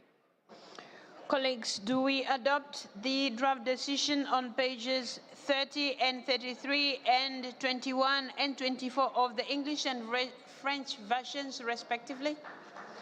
It is so decided. Thank you very much. Thank you, Madam President.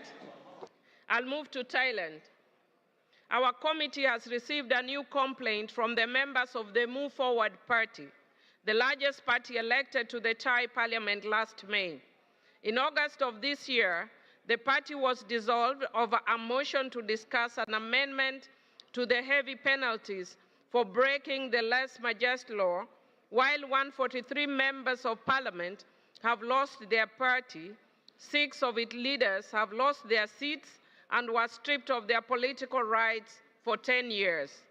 While we thank the Thai delegation here present for the information they gave us in a hearing, the committee fails to understand how a legislative motion to amend a law can be construed as an attempt to overthrow the monarchy. The United Nations treaty bodies are of the view that Thailand's lèse-majesté law must be reviewed to comply with Thailand's human rights obligations. The members of parliament in this case were punished for attempting to achieve just that. Some 44 members of the MFF party may yet lose their political rights for life in a separate process over similar accusations. Another MFF member of parliament has already been sentenced under the lèse majesté law. We firmly believe that it is time to review the relevant Thai laws to assign them with international standards. It is the only way to ensure that this is not repeated. We invite you to adopt the draft decisions on pages 36 and 33 of the English and French versions, respectively. It's only Thailand, right? Thailand, you have requested, please request the floor by placing the, okay. Madam President, Thailand, you have the floor. allow me to respond to the committee's decision regarding Thailand. As a sovereign nation and a parliamentary democracy with a constitutional monarchy at the head of the state, Thailand has long adhered to democratic values and reiterated its commitments to the rule of law and an international human rights standards, including its obligation as a party to ICCPR. The decision to dissolve political parties falls within the exclusive power of the Constitutional Court, which operates under the provision of the Constitution. As Thailand follows the principle of separation of power, the judiciary decisions are free from any interference of legislative branch. The National Assembly of Thailand, which represents legislative power of this country, is not under any circumstance in a position to encroach on jurisdiction of the Constitutional Court, which exercises its power independently under the Constitution. The fundamental political rights and freedom of expression are clearly guaranteed by the Thai Constitution. These rights include participation in public affairs and discussion, including discussion about various aspects related to the monarchy, so long as exercise such right is within the bounds of the established law of the land. This is in line with the Article 19, Section 3 of the ICCPR, which states that the right of freedom of expression carry its duty and responsibilities, particularly in relation to the reputation of others and to the protection of the public order and national security. Like many countries, with or without monarchy, the law to protect the head of states are common and necessary. And for Thailand's case, the institution of monarchy has been for centuries one of the main pillars of the nation, the very heart and soul of the Thai people since the birth of our nation. Section 112 of the Thai Criminal Code is not solely meant to protect the monarchy. In the same way, defamation law does for individual citizens. Therefore, the law is also intended to uphold public order and national security. In response to public demands that the revised constitution will help fulfilling the aspiration of the Thai society, the amendment of the constitution is now underway in the parliamentary process, aiming towards the future of national referendum for more stable and sustainable democratic governance and benefit of the Thai people. Thank you. Colleagues, as per our usual practice, what we are going to do at the moment is to note the submission that has been brought forward by Thailand. But on that note, I would like now to ask you, members of the Governing Council, if we adopt the draft decision on pages 36 and 33 of the English and French versions, respectively. It is so decided. Thank you very much. Madam President. Thank you, Madam President. I will move to Tunisia. The committee also examined the case of MS Abir Moussi and several other former Tunisian members of parliament included in a collective case. I would first like to thank the Tunisian delegation for exchanging views with the committee on these cases. Concerning the case of MS Abel Musi, the committee deplored MS Musi's sentencing for criticizing the legislative election process, which comes after she had spent more than 10 months in pre-trial detention. The committee calls on the authorities to release her and drop the charges against her.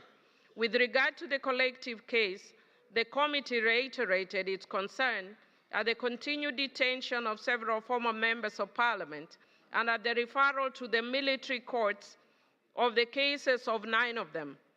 The committee calls on the authorities to drop the charges against any former member of parliament prosecuted for expressing their opposition to the President of the Republic.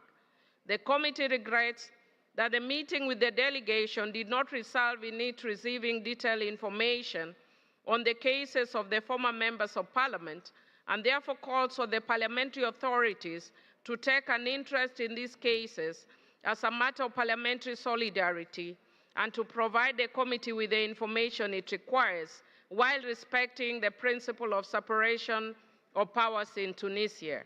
The committee sincerely hopes that the Tunisian authorities will facilitate and welcome a committee mission to Tunisia in the near future in order to find satisfactory solutions to all the cases under examination.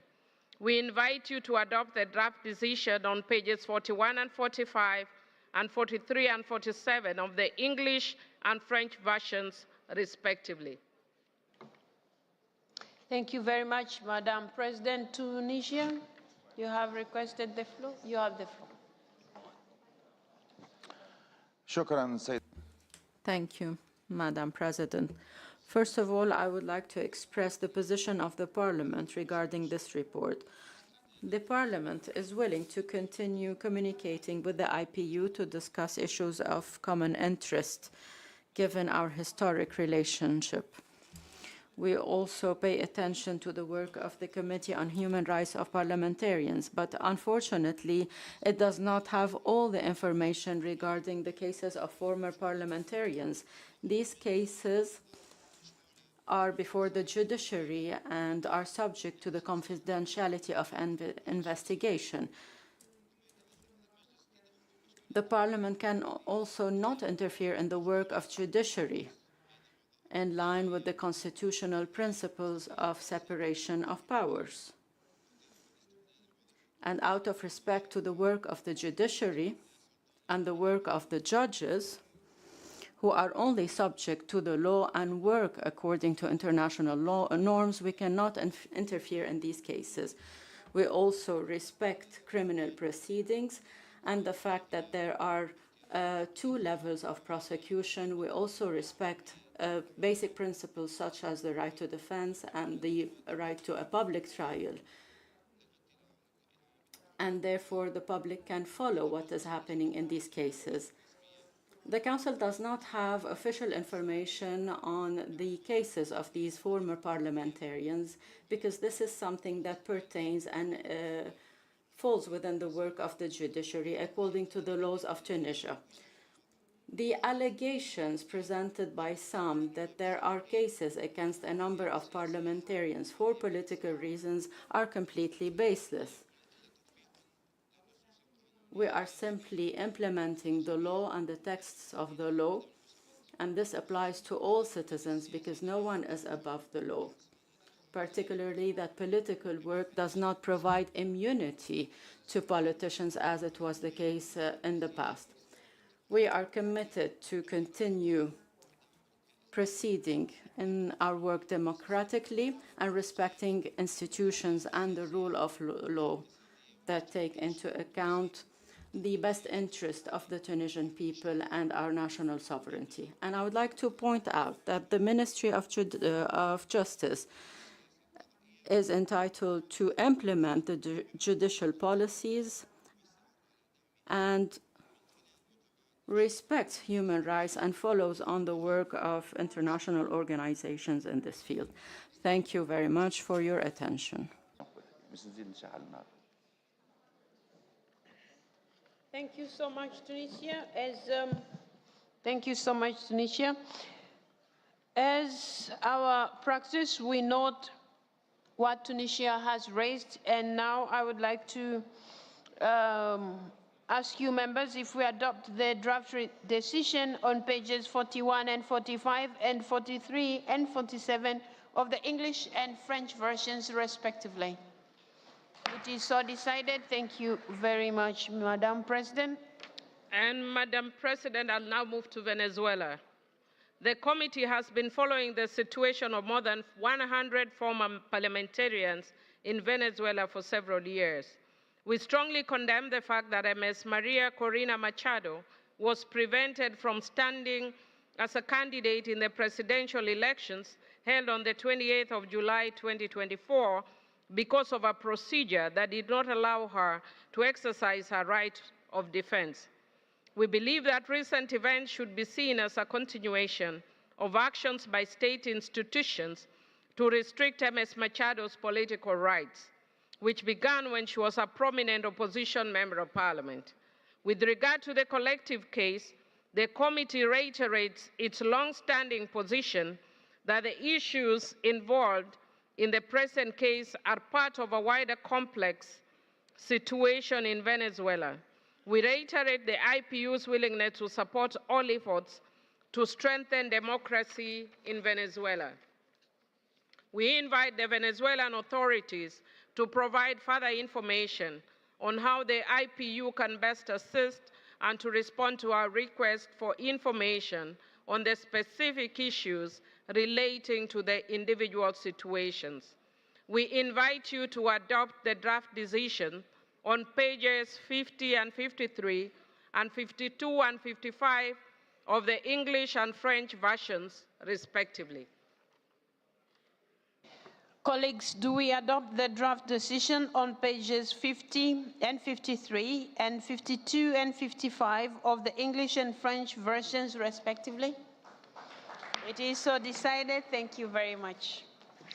Madam President, dear colleagues from around the world, as you know, the cases I've referred to here are only some of the numerous cases before our committee. In view of the record-growing number of cases, we can see that being a parliamentarian can be truly dangerous. Unfortunately, this trend is apparent in all the regions of the world. We count on your support to help our colleagues under threat. I also seize this opportunity to inform you that the IPU and UNESCO have developed a course on freedom of expression for parliamentarians and their members. This self-paced course is an opportunity for members of parliament to develop their skills and capacity to protect and promote freedom of expression. It will be available from the 28th October, and I encourage all of you to register and take the course. I thank you for your attention. Thank you so much, Madam President of our committee, which is very dear to us because it's looking at our membership. We really appreciate the good work, but also we appreciate the good work of the entire committee. That said, colleagues, we have adopted a number of decisions that have been presented by the Committee on Human Rights of Parliamentarians. So we consider all those matches I asked you on individual countries. Sorry?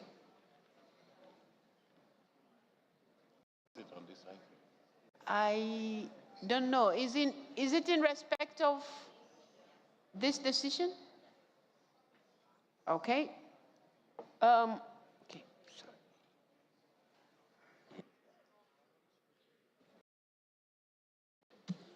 Okay, while you're taking the, while I'm giving you the floor, the decisions have already been taken. Absolutely. I was just summarizing. Turkey, you have the floor.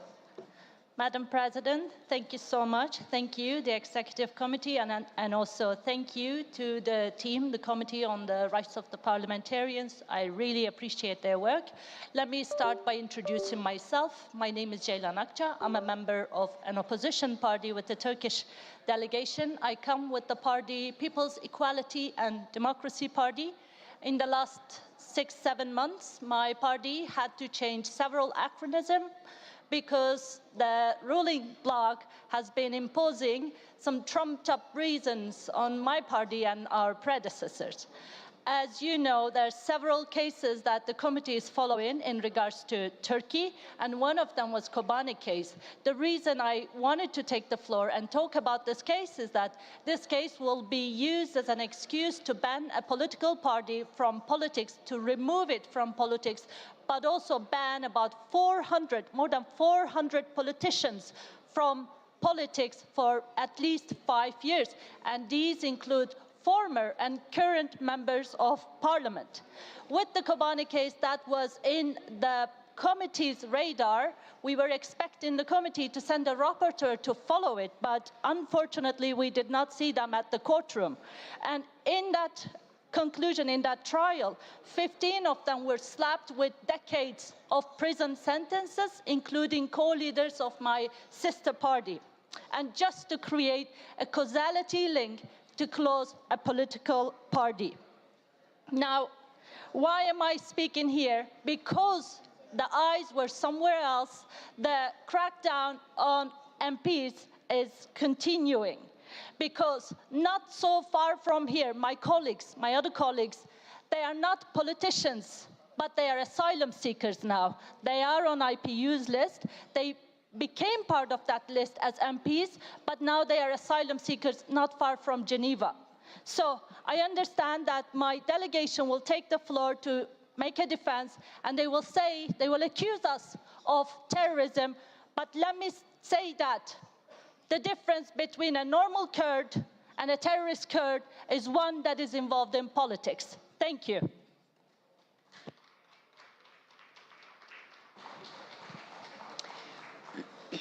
Colleagues, much as the decision has been taken, but in our rules of procedure, colleagues are allowed to take the floor.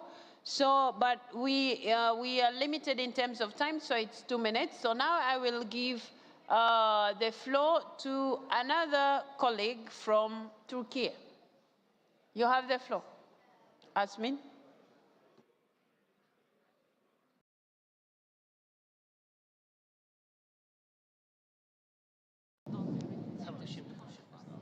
Turkey, you have the floor. You will be followed by Denmark. It's okay. Sayın Başkan, değerli Madam Chair, distinguished participants, in the agenda of the report, Turkey was not included. We fail to understand why we are now being discussed, but of course I will be using my right to respond. I am a Kurdish person. I am a mother of 2 Kurdish children. I'm living in Turkey. Madam Chair, the promotion and protection of human rights, along with the advancement of democracy, remain among Turkey's key priorities.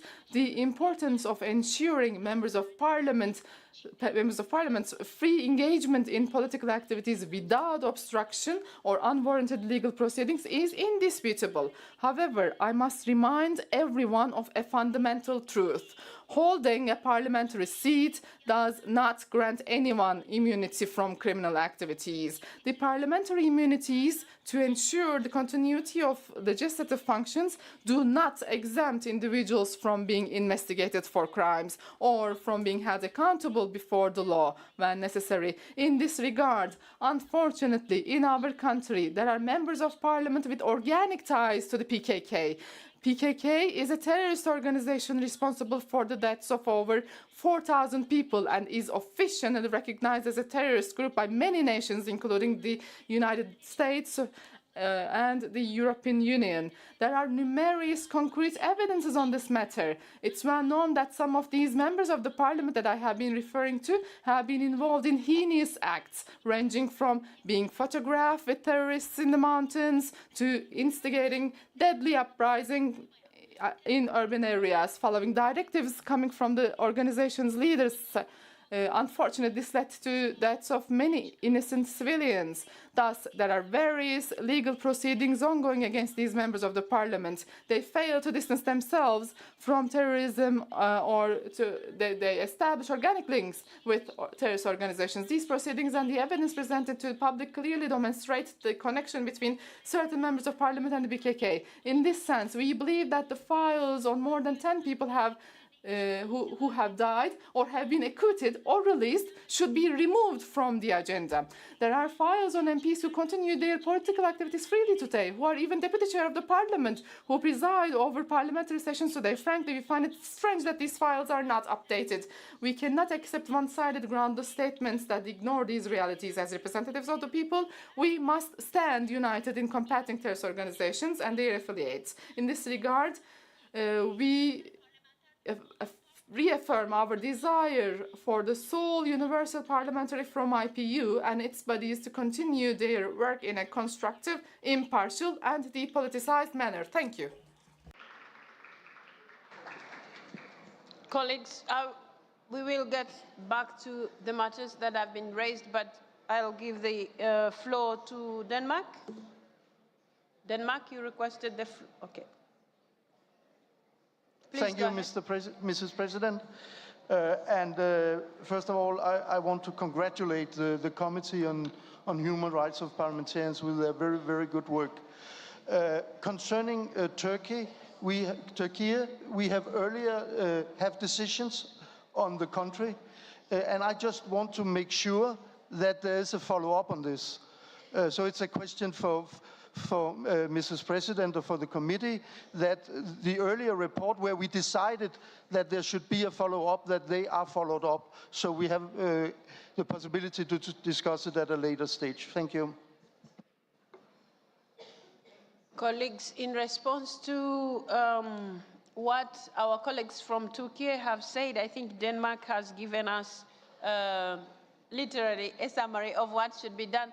This is the cases that are presented here, like the president of the committee said, is a summary, but there are more cases. And at IPU, we have 769 cases in different countries. So this is a summary just to keep abreast the members of the Governing Council to know that the IPU is following up on the human rights of parliamentarians. So that is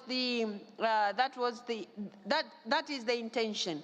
But there are so many cases that the IPU is following up, including those now that our colleague from Turkey just raised, that there are some members of parliament who are going through difficulties in Turkey. So our committee will be looking into that, and those that are already within the docket of the information. It's like what Denmark said. But our other colleague from Turkey again raised the issue that Turkey is not part of the agenda. Why are we discussing it?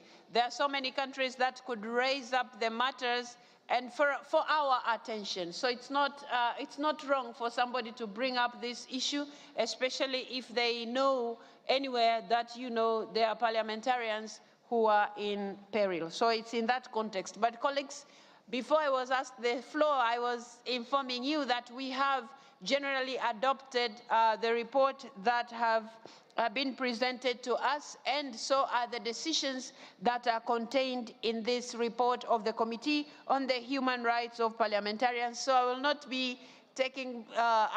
be giving it back for you to decide, because you have already decided on each case. Thank you very much. So we have adopted all the decisions. Now, colleagues, after those few interventions, we will now elect 3 members of the Committee on the Human Rights of Parliamentarians to replace Mr. Kogolati from Belgium, also replace Mr. Hussein Said from Pakistan, and Ms. Reynoso from Mexico. Colleagues, I wish to remind you that the members of this committee are elected in their individual capacity on the basis of their competence, commitment to human rights, and availability. and not as representatives of the parliament or geopolitical groups. We received 10, but now one has already withdrawn. So we have 9 candidates from now who meet the criteria for membership or the requirement for membership to this committee. They completed the forms that were available and as required by us. So I am hoping that since these documents were also available to you, members of the council, you have been able to look through. And so the composition, I would like to remind you before we go into voting, the composition of this committee should reflect an equitable geopolitical distribution of seats without stipulating exactly what actually this means, in the sense that much as we don't elect on the basis of the we don't elect them from their geopolitical groups, but it is important because IPU has 6 geopolitical groups. We have to take into account that this committee, this important committee, needs that distribution. You are electing members on the basis of their ability and competence, but you also have to take into account this issue of having different geopolitical groups. So we have 3 members from Africa geopolitical group, and we have 3. Now there will be 2 from 12 plus instead of 3. These are the ones that, yeah, because now one has already, yeah. So we have some from 12 plus, and then we have 1 member from Latin America and the Caribbean. So now 2 instead of 1, it's 1 here.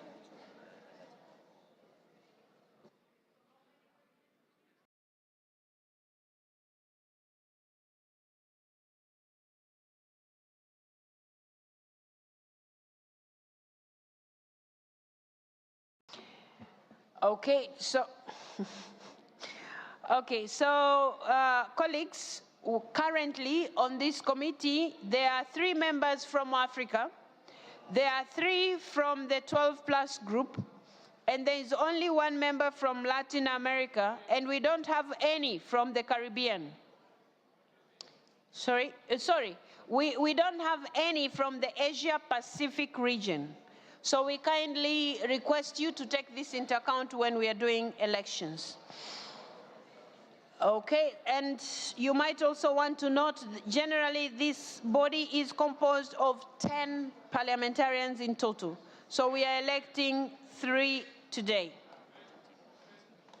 Sorry? Can I finish explaining first, Argentina? Okay. The Committee on Human Rights of Parliamentarians has 10 parliamentarians. There have never been 2 members on the committee from the same parliament. We have never had that experience. I'm giving you this information because we have received candidates. We have received 3 candidates, but 1 of them has withdrawn from the Maldives. So much as you will have the names, the 2 names from Maldives, we'll request that you choose 1 from this country if you wish to, but you can't elect 2 from the same parliament. This means that we will be able to, when we count the votes, in the event that the 2 candidates from Maldives, all of them receive the highest numbers, we will take just 1 with the highest numbers and then leave the others. That's how it's going to work. So according to its rules, meaning the rules of this committee, it should also be gender balanced, and in principle it should comprise of 5 men and 5 women. In any case, there shall be no fewer than 4 members of either sex. So even if it's not 5-5, but at least 4 should be from the other gender. So the gender requirement entails that no more than 2 of the 3 new members will be women. Therefore, it turns out that 3 female candidates have obtained the most votes. The 2 female candidates with the highest number of votes will be considered elected, followed by the male candidate with the highest number of votes. So with this information, colleagues, on the equitable distribution of seats, the issue of multiple candidates from the same parliament, and the question of gender balance, I now turn to the 9 candidates we have received by the established deadline. So we have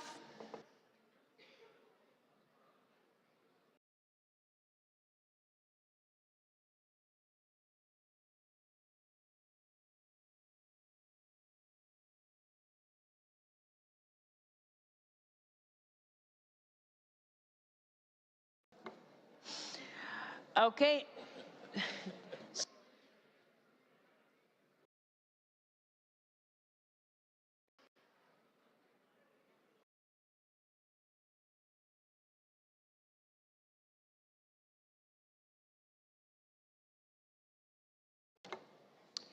Okay, so we are going to give literally a minute to each one of them, and 90 seconds. A clarification point. Okay, I'm coming back to you, you say?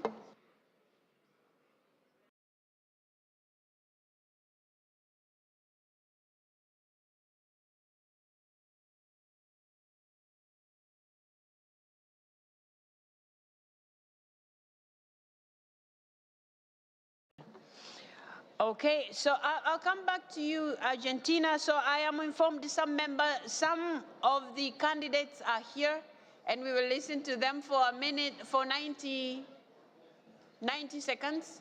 So 1 minute and a half. And then those who are not here, some of them have sent in videos. So we will listen also to the videos for 1 minute and a half.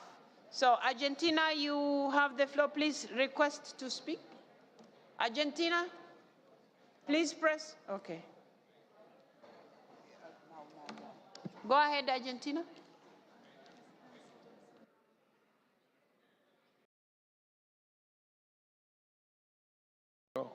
Thank you very much, Mr. President.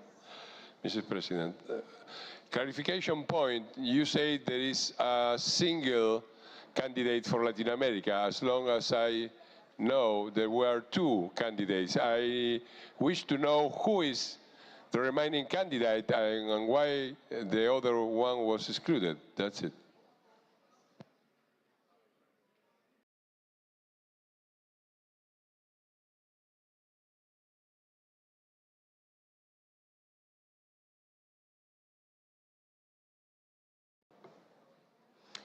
Okay,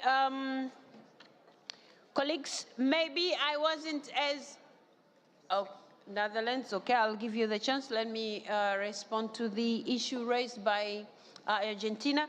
I'm sorry, maybe I didn't explain myself clearly, but currently there is 1 member on the committee that comes from GRULAC, 1. But on the list of candidates, there are 2. Argentina, you have understood? There are 2 candidates from GRULAC for these positions that we are going to elect today. But currently on the committee, there is 1. So we were referring to the one that is already there. Okay, thank you. Okay, thank you. So the Netherlands, okay, sorry, just a second. Thank you very much, You Madam have the President. floor. Yes. Thank you so much. Just to get some clarification, the level of information is growing, but first you mentioned instead of 10, we only have 9 candidates. Then it was more or less revealed that one of the candidates who withdrew came from the Maldives. And the last point I would like to know, which of the candidates withdrew, so we can make up our voting list. Thank you very much. Okay, thank you so much. So I was going to read the list, then I was requested to give some clarity. So I'm going to do that, the Netherlands. The candidate who has withdrawn is Ms. Rashid. Ms. A. Rashid. Okay, so we have 9 candidates in total. Now we will go to Mr. Nassim, member of the People's Majlis of Maldives, you have 1 minute and a half. Mr. Nassim, there's a video available. It's a video? Okay, I'm told it's a video. Please play the video.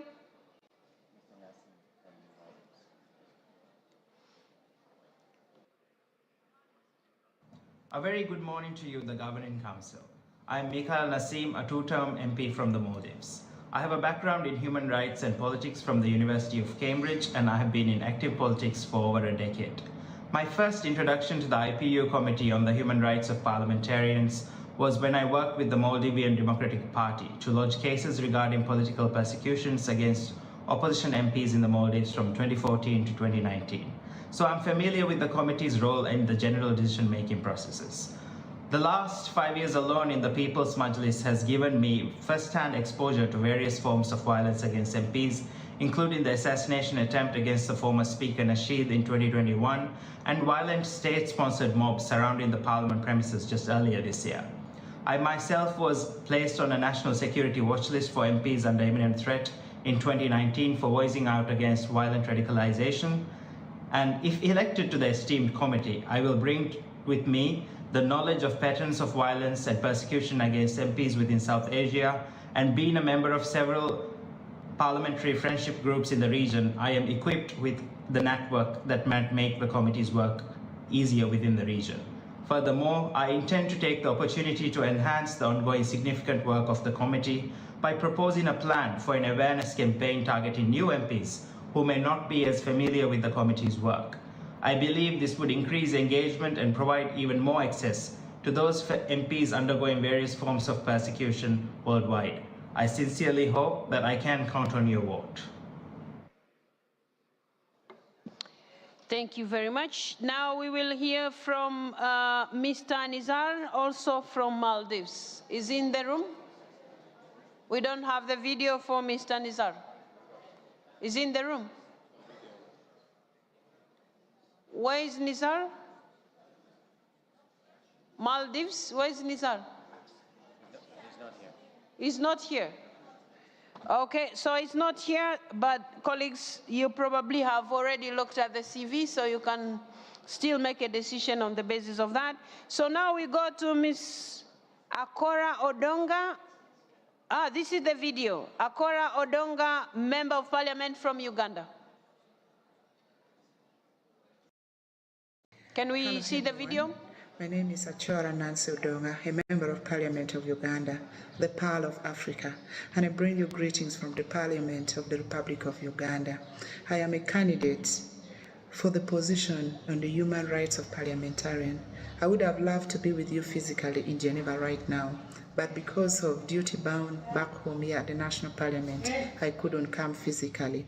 I know this position comes with a lot of responsibility, and I also know that the international human rights are anchored on the conventions, which are the essential agreements that promote and protect the human rights globally. And in my capacity as a Member of Parliament, I am committed to uphold the Constitution of the Republic of Uganda and also the IPU treaties.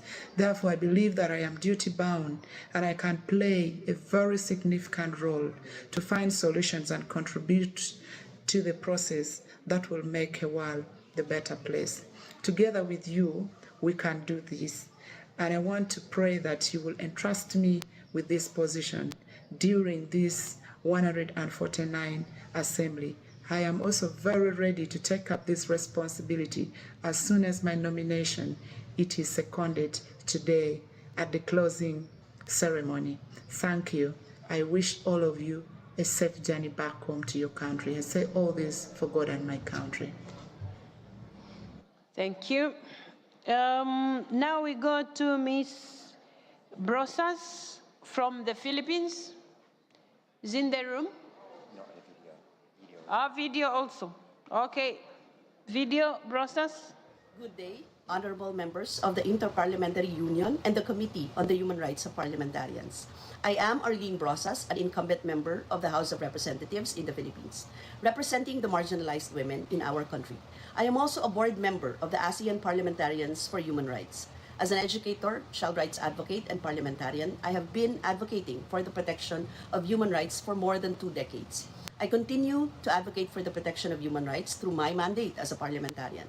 I have consistently championed the human rights of women and other marginalized and oppressed sectors, the peasants, urban poor, and workers. My efforts include legislative initiatives aimed at promoting equality, protecting human rights, and addressing issues of exploitation and violence. Currently, a member of the Committee on Human Rights, I filed several bills and resolutions aimed at advancing and protecting the human rights of various marginalized sectors. I am one of the principal authors of the Human Rights Defender Protection Bill.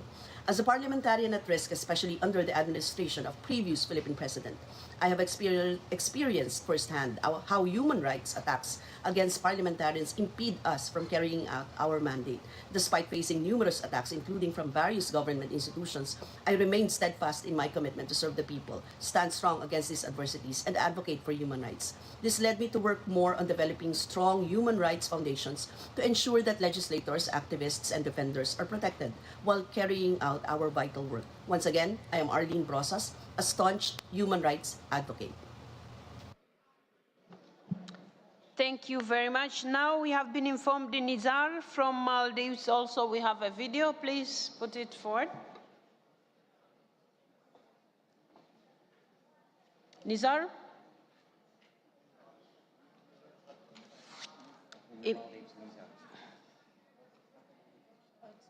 It's not yet available, please. It's on it. Okay, can we now go to, I don't know whether we should finish all the videos and then start listening to people in the house or? Okay, Mr. Grujic from Serbia. Serbia is okay. Yes. You have the floor. Yes. 90 seconds. Dear colleagues, my political career started by being arrested. It was 24 years ago, and I was young, I was reckless, I was stupid, but above all, I was lucky because the regime that I fought against fell after 2 days and we were all released. Since then, in my country, Serbia, we have no political prisoners. But I have been a member of parliament for now 20 years, out of which I was in opposition for 6. During these 6 years, unfortunately, I gained huge experience in being pressurized, me and my family, as a part of everyday political battle in the Balkans. I don't wish that to happen to anyone in the world during their political work. And therefore, I'm a candidate for this position to help anyone not to go through hardship that I and my family have experienced. It's simple. If we want to protect democracy, first we have to protect the parliamentarians. It is as simple as that. And I'm ready to do that job, and thank you for your trust. Thank you. Thank you very much. So we will now hear from Mr. Ali Zafar. Is it a video also? Okay, Mr. Ali Zafar, video. Giving me this opportunity to present myself and my contributions I intend to make if I become a member of the committee. My name is Ismail Nizar. I'm from the Republic of Maldives. After going through the rules and practices of the Committee on the Human Rights of the Parliamentarians, I am very confident that I have the skills, the qualities and the willingness needed to excel in the role. My educational background and expertise is from information and technology. Over the past years, I worked in various roles where I had to participate in the executive committees where decisions were made based on the conduct of employees. I believe my academic background and expertise in today's evolving technology will add value and contribute in CHRP's success really quickly. I'm a fast learner, I possess excellent problem-solving capabilities, and I can manage significant workload. In everything I'm engaged in, I consistently strive to exceed expectations and go above and beyond. I've seen a video on how the committee works. I understand IPU's Human Rights Committee never ends a case before settlement. By nature, I am a person who don't give up on things quickly. I believe my presence in the committee, and my input will result in substantial changes. I spent a couple of hours going through the IPU website. I went through the cases, the success stories. I must say I'm very eager to be a member of the CHRP. Therefore, I request your recommendations and your vote to elect me as a member of IPU's Committee on the Human Rights of the Parliamentarians. Thank you. Thank you very much. So that was Mr. Nizar from Maldives. Now we will listen from Mr. Zafar from Pakistan. Greetings to all. My name is Sayyid Ali Zafar. I entered the legal profession more than 40 years ago, inspired by Pakistan's founder Muhammad Ali Jinnah's landmark speech given on the birth of the country in 1947, when he said, "You are free. You are free to go to your temples. You are free to go to your mosques or to any other place of worship in the state of Pakistan. You may belong to any religion, caste or creed, and that has nothing to do with the business of the state." His words ignited in me a passion for justice and a conviction that the law could be a powerful tool for safeguarding human dignity and rights. Upon joining the profession, I quickly realized that there were gaps between the rights enshrined in Pakistan's constitution, such as freedom of speech, religion, and equality before law, and their actual implementation. And as such, many individuals continued to face systematic violations and injustice, particularly those from poor backgrounds and marginalized communities. It was this realization which shaped my commitment to human rights. Instead of a passive observer, I decided to become an active advocate for change, and hence I have dedicated a substantial portion of my legal practice to giving a voice to those whose rights have been denied.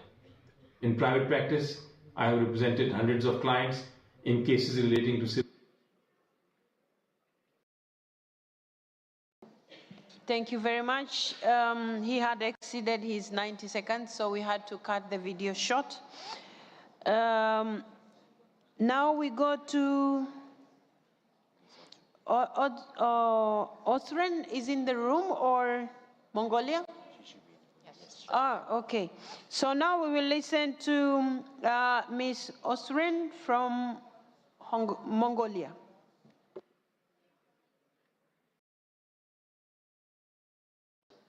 Okay. Esteemed parliamentarians, dear colleagues, my name is Naminchimek Otsureng, and I'm a member of the State Great Ural, the Parliament of Mongolia. I'm honored to present my candidature for the Committee on the Human Rights of Parliamentarians at IPU. As you might be aware, Mongolia is dubbed as the oasis of democracy in the region. My country is committed to preserving and promoting the principles of justice, human rights, and rule of law, as these are the foundational values of any thriving democracy. I believe parliamentarians play a vital role in representing the voices of their citizens, and when their rights are violated or threatened, democracy itself is at risk. I'm a lawyer by training, and my past experience includes a practice of law at both domestic and international level, including the works at the ICC Court of Arbitration as court member. I have strong understanding of international law and human rights, and I understand how parliamentary systems work. If elected, I will fully commit myself to ensure that this committee remains a strong guardian of the rights of the parliamentarians, advocating for their rights and protection. I humbly ask for your support in this endeavor. Thank you very much for your attention. Thank you very much. So we now have Ms. Narváez from Paraguay video. Muy buenos días, soy Jazmín Narváez, abogada, egresada del cuadro de honor de la Universidad Nacional de Asunción, diputada reelecta de la República del Paraguay, integrante de la Comisión de Derechos Humanos, de la Comisión de Presupuesto y de Equidad de Género en mi país. Desde estas comisiones he presentado proyectos que han impulsado el fortalecimiento del sistema penitenciario con la construcción de 2 nuevas penitenciarías con condiciones más humanitarias.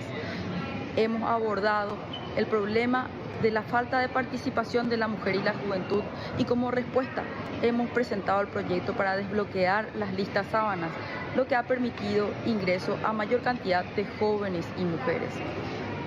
Desde mi vocación de abogada he ayudado de manera voluntaria a jóvenes, mujeres y hombres que vieron vulnerados sus derechos civiles y políticos.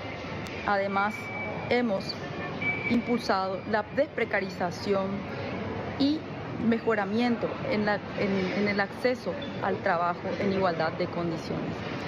Espero que puedan tener en cuenta esta candidatura, que va a ser de un enorme honor para mí el hecho de llevarla adelante.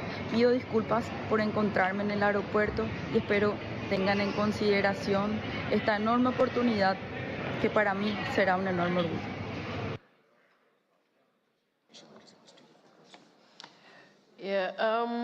Colleagues, we now would watch a video from Mr. Mayoraz from Argentina.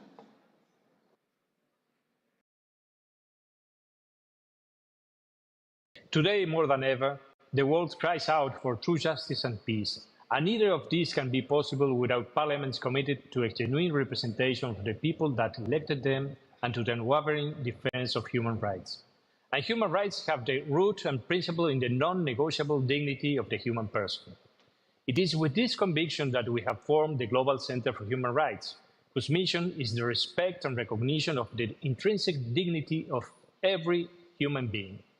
Since 2021, our commitment has always been to promote integral human development, strongly defense of life, integrity of every human being regardless of their status and condition, and freedom, especially freedom of speech, and foster policies that guarantee equal opportunities for all. From my position as co-founder of the Global Center for Human Rights to my current role as a deputy of the Argentine Republic, the defense of human rights has been a constant, working in the face of current global challenges and with the hope of influencing the development of proposals that truly improves people's lives. Thank you very much. Colleagues, I think we have listened to all the candidates. Okay, so we have 4 of the candidates are women and 5 are men. 5 candidates are from Asia, with 2 of them from Maldives. 2 candidates are from the parliaments belonging to GRULAC. 1 candidate is from a parliament in Africa, and 1 is from a parliament belonging to the 12+. So now now that we have had all the candidates, we will now move to our election process.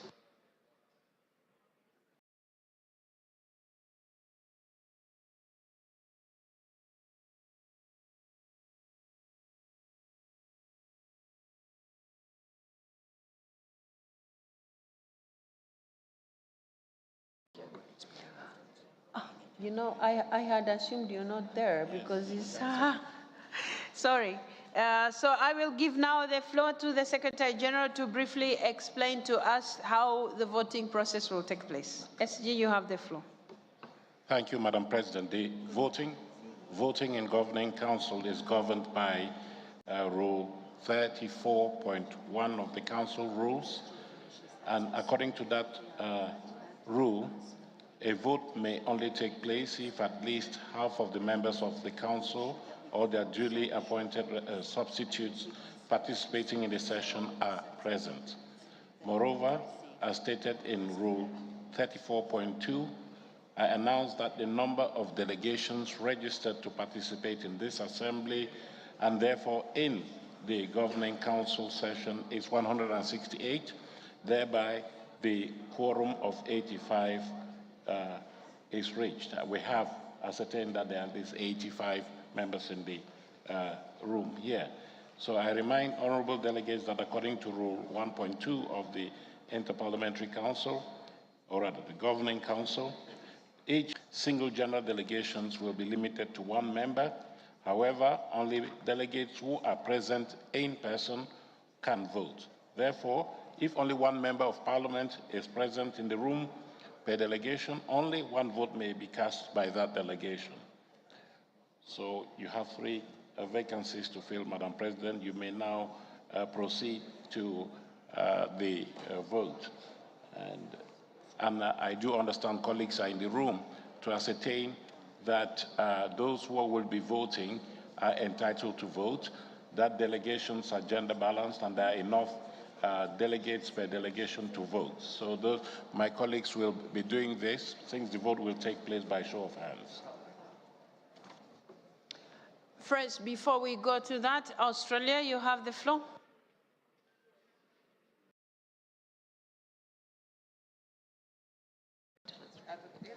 Thank you, Madam President. It's just a technicality, a failure in translation.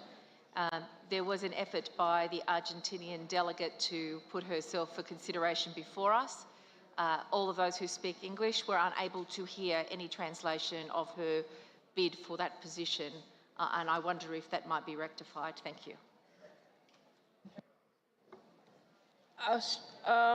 Australia, we take note of the concern raised, of which we agree as a matter of principle, but we have had challenges because those videos were sent to us quite late, so we weren't able to make arrangements for the translation. And when we tried right now, it didn't work out. So we are unable to, but as for all the candidates, their CVs and information have been shared with all of you members, and we want to believe that much as you have seen some here, you may not even remember them, but by looking at the CV, you may be able to make also a determination. So we apologize for that, but on the other hand, the information came to us a little late. The videos were sent late, so we couldn't make arrangements to translate. So we apologize, and we have taken note of your concern, Australia. Thank you for your understanding.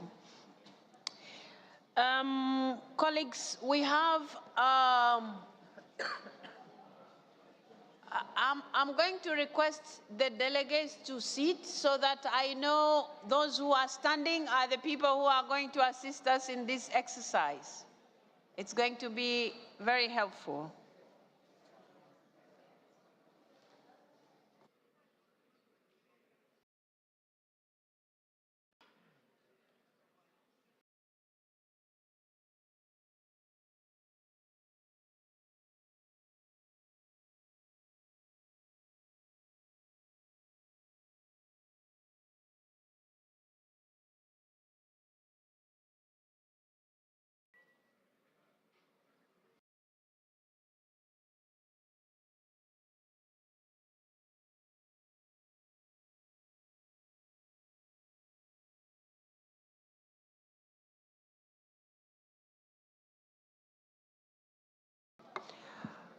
Okay, colleagues, we will try to simplify this as much as we can. And the proposal is that we are going to vote by a show of hands.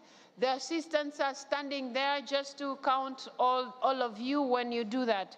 So we will vote in respect of all the 9 candidates. So we will begin with the first one. Those who think the first one should go through. Where's my list? Sorry.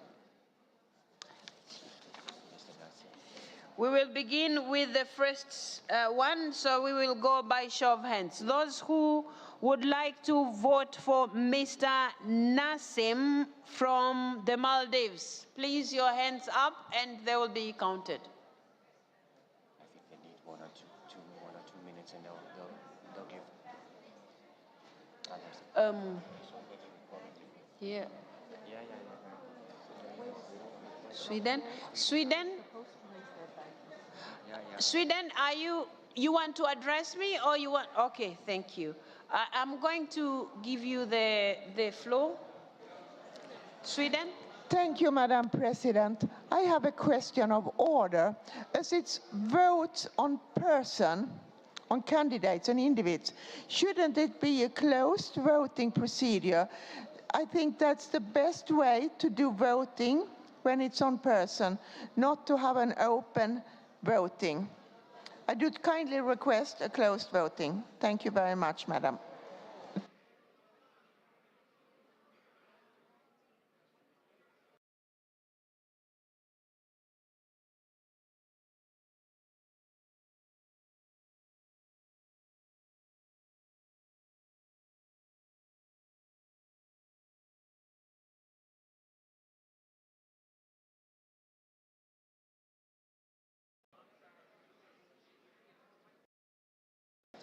Colleagues, I have Argentina. Did you request for the floor? No. Okay. If you can just bear with us right now, because we're going through a process.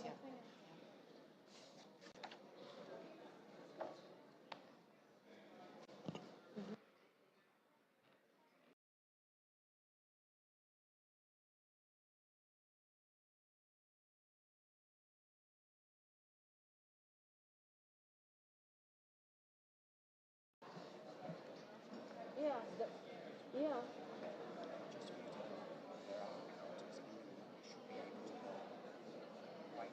Yeah, not in terms of show of hands, because it's about a person. You don't want the person to look at you as a neighbor and say you didn't give me the vote. Colleagues, sorry, we are going to try and make this as short as possible. We were trying to consult here, and I think the concern that has been raised by Sweden is right, because it's not fair for the voter to do this and then there is a candidate just beside them when they don't, you know, we are in politics, so it has to work in that way. So the proposal is, if you agree, we give you, each one of you who has the ability to vote in terms of our rules, you get a paper. Out of the 9 candidates, you choose 3. Is that acceptable? Okay. So we will do this after the lunch break, because we need to get organized with the papers. No, on the paper.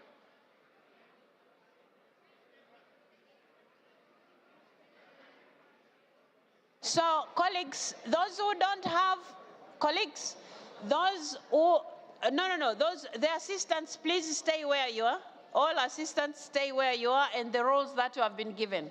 Those who do not have papers, just stay seated. The paper will be brought to you, like to the 3 of you. Those who have the papers, you can use any, and then they will be collected by our colleagues. Okay. Yeah. You can use any paper, they will be collecting, and then you leave the room. Okay? Those who have the papers. Those who don't, wait until the paper is brought to you.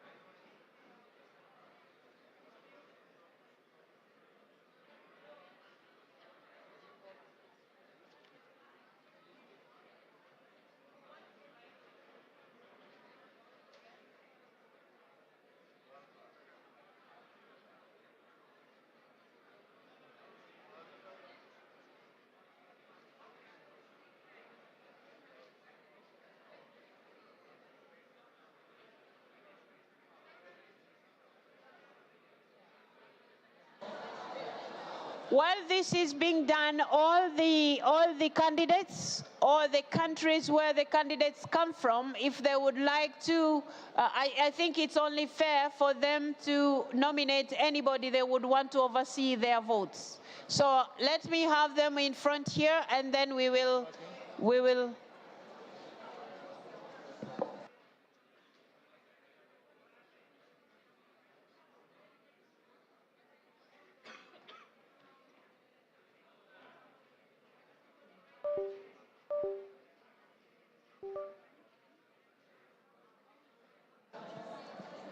On any piece Please, of paper.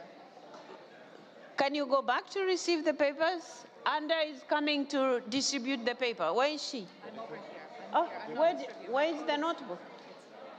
Please take it there. Give it to. Do they have it on the screen? The names of the people? Please project the names of the people on the screen. Can you also help? Like, UK wants to speak. They've been raising their hand. UK. okay, okay. Can you please can you get the papers from her? Sorry? Yeah, the paper is coming.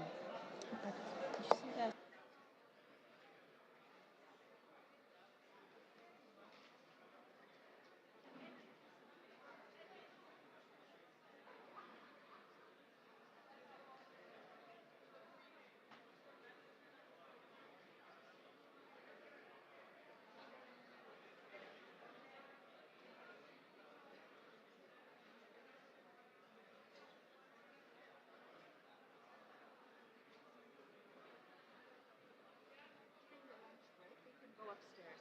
That's in room 10.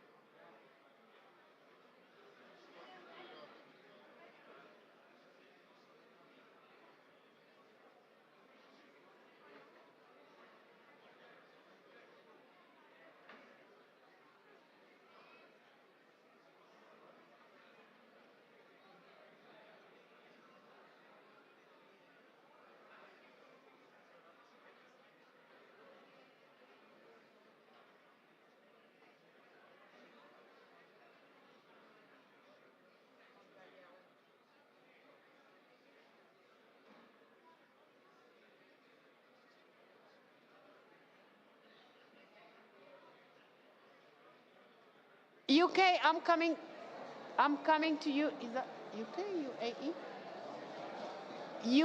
UK, I was informed, then UAE. I'm going to give you the floor, just a second.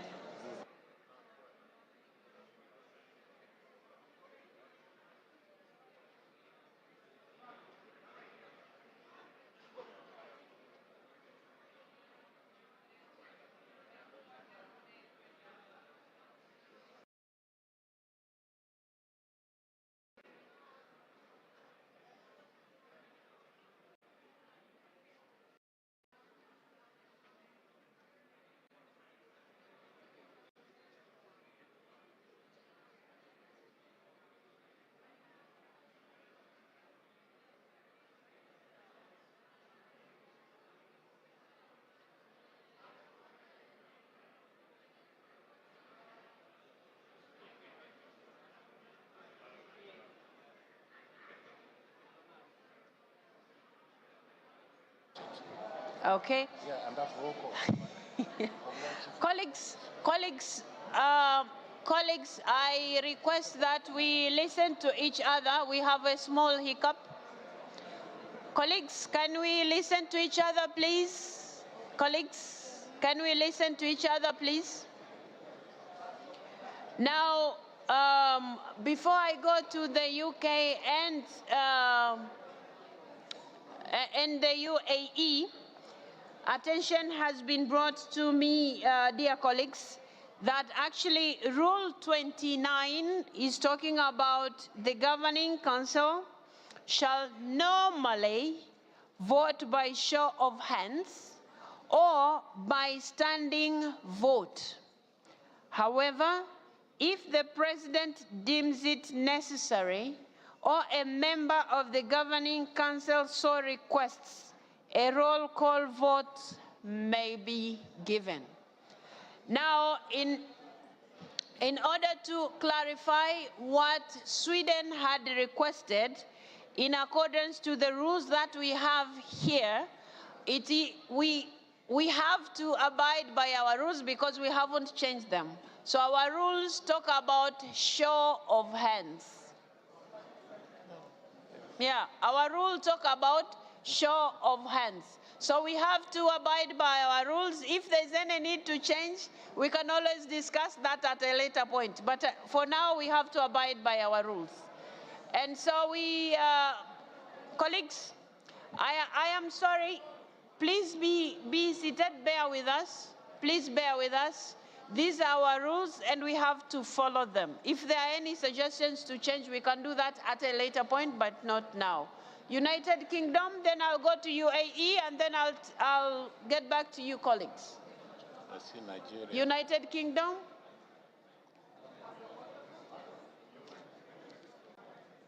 Oh, sorry. United Kingdom. Yes, thank you. Thank you, President. I just want to clarify what procedure we're operating under. Are we operating under a secret ballot by paper, or are we operating by a show of hands? If we're operating by a secret ballot by paper, then how is it secret if the tellers will write the name of the delegations to understand whether they have 1, 2, or 3 votes? So I think that Sweden mean very well, but the effect won't have the effect they wish. This will not be secret whatever we do. So you just suggested we have a show of hands. So I think that would probably be the quickest and simplest way and in accordance with the rules. So, however good the intention of Sweden were, our rules are very clear and we have to abide by them, unfortunately. It's only the vote of the President that is by secret ballot, then the appointment of the Secretary General and the election of members of the Executive Committee. The rest, it's show of hands or roll call, which is equally open. UAE, Nigeria, India, and then, if you will allow me, members, India will be the last to address us on this point. UAE, please, you have the floor.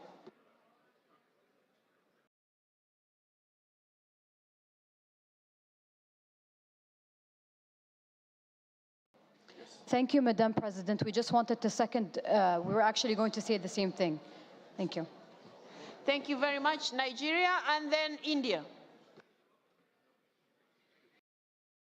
Floor, Nigeria. Okay. Thank you, Madam President.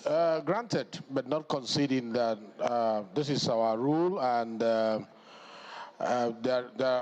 are no circumstances where we can waive our rule. I believe, like what happens in our various parliaments, though the House rule is there, if there are reasons to waive the rule in an exceptional cases, I don't think it would be a bad call to do that. If we all agree that show of hand is going to be complicated and we want to go by what you just previously suggested, all we have to do is to suspend our rule for the purposes of these, only once, and later on go back to our rule. But if we say show of hand, stricto sensu, we must obey, then we'll go back to our rule. But I don't see any reason why a parliament cannot suspend their rule in an exceptional situation to be able to carry out the same objective that they seek to obtain. Thank you. Yeah, but because we have I said a small hiccup because one of the delegations that has a candidate has already come forward, so they are likely to contest the results that we are likely to have. So we wouldn't want to get into that route at the moment. India, you will be the last to address us on this matter.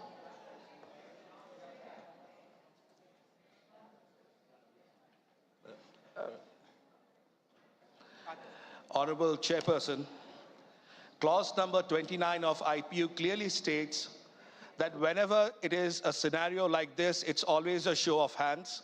And if the Honorable Chairperson, the Honorable President, or there is a specific motion by a member country, then it would be a roll call. As you rightly mentioned, that a roll call cannot be construed to be a secret ballot under any provision. And when secret ballot has already been provisioned for in clause 30 of the rules of the IPU. Therefore, India supports your contention that clause 29 of the IPU clearly provides only for show of hands. And therefore, we would like to show of hands. Secondly, on the issue of suspension of rules, there are specific procedures that are there in the IPU rules. Excuse me, India, on the issue of suspension of rules, it was raised to me. You don't need to address it, and I have already explained about it. Can we reflect on it, or we shouldn't? No, because now I'll be opening the discussion about that matter. So, I've already ruled Honorable about President, we support your stand. Clause 29 clearly stands for show of hands. We go with it. Thank you. All right, thank you.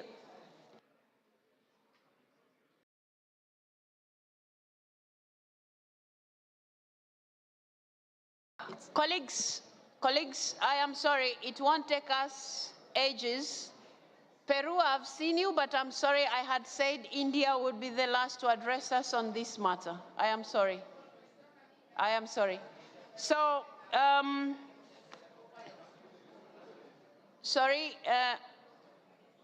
Mexico, sorry. Can you lower your voice a little bit?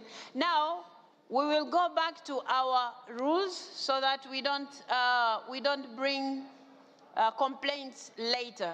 The tellers are everywhere. Please, let's raise our hands, or we do it later.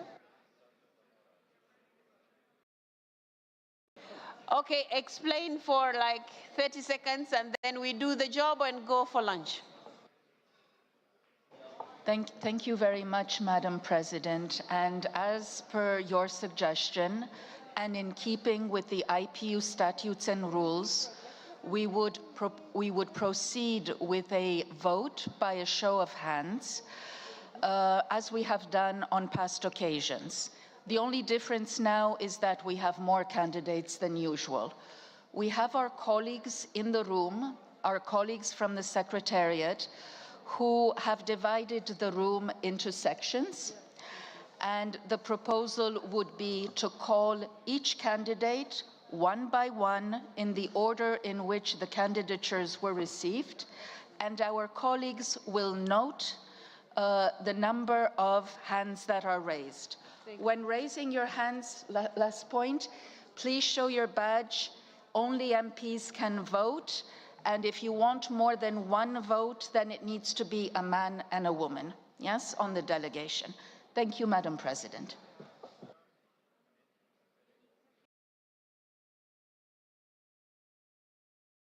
All right, so we will...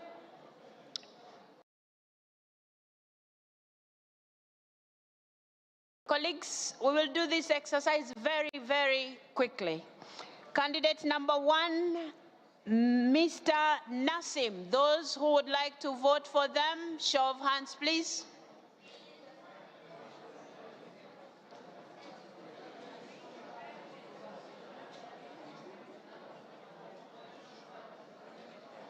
No, you don't show your country, you show your badge.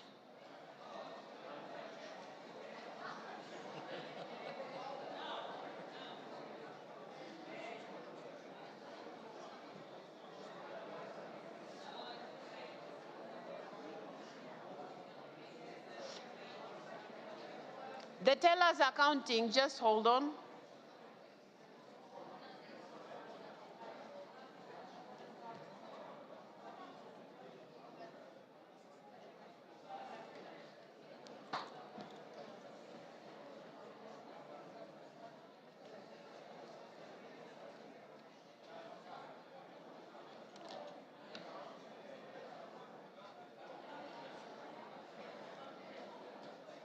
Done? Are we done? We are done? All good.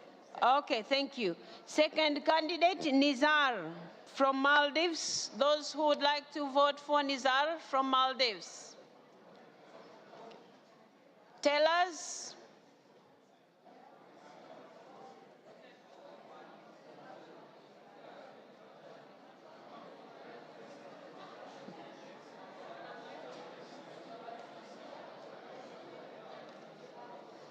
Done.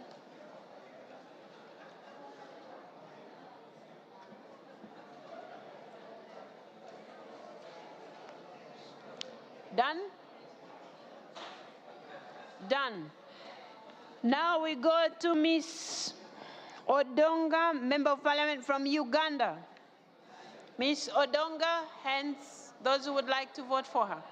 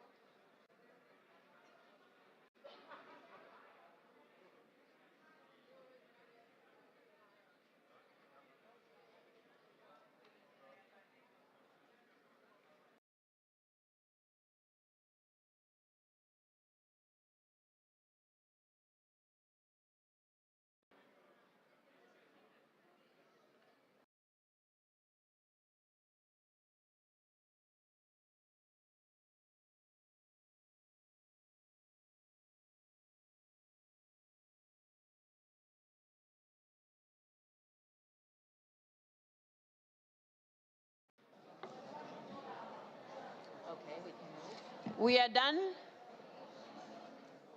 Good.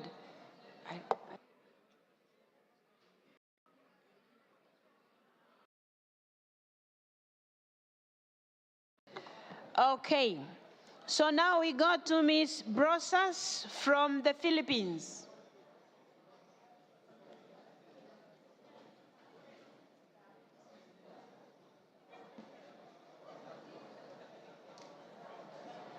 Brosas from the Philippines.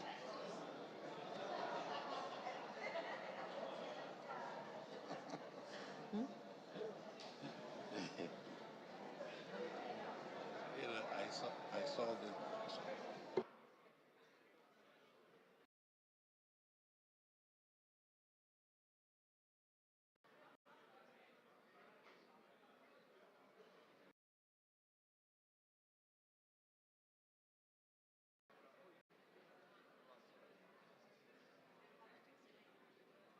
But they wanted to do the shortcut. Colleagues, we are done? We go to Mr. Grujic from Serbia. Grujic from Serbia.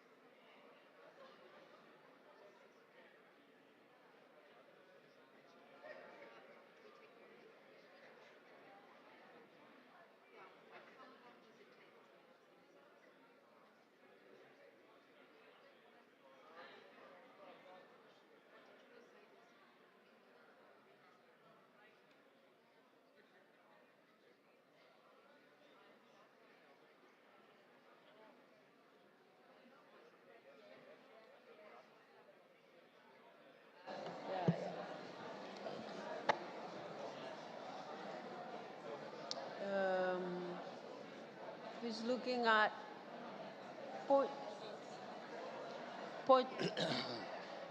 no, there's somebody there.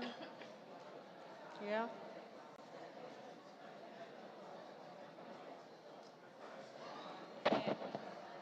Done?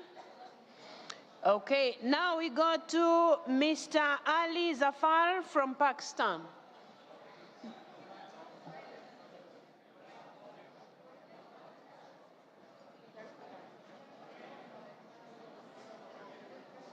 Saudi Arabia.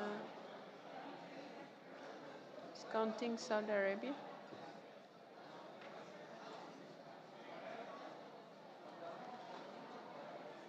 Is Saudi Arabia already counted? They still have their hands up. This leg.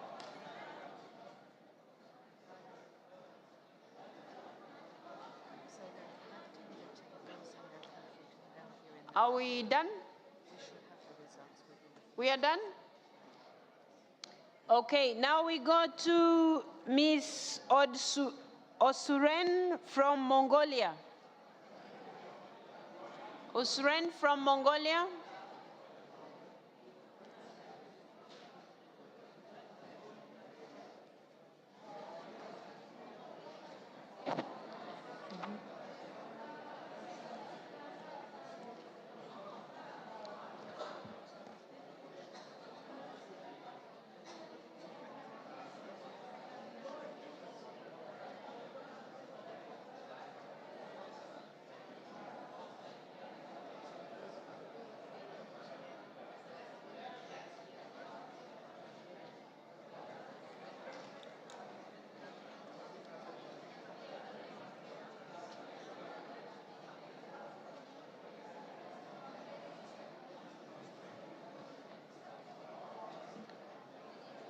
Colleagues, we are done? Good. Now we go to Ms. Narvaez from Paraguay.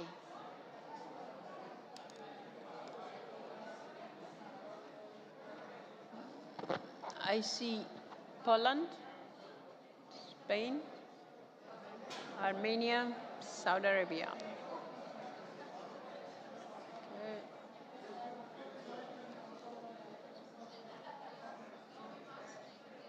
Yeah.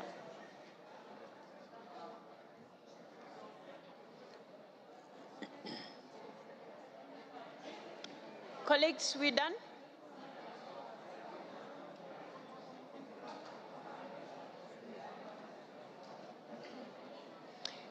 Who is this lady?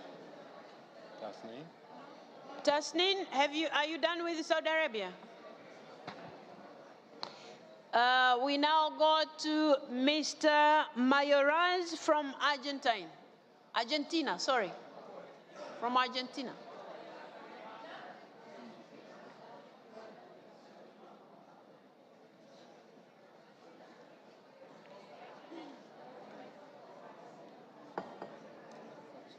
Hmm?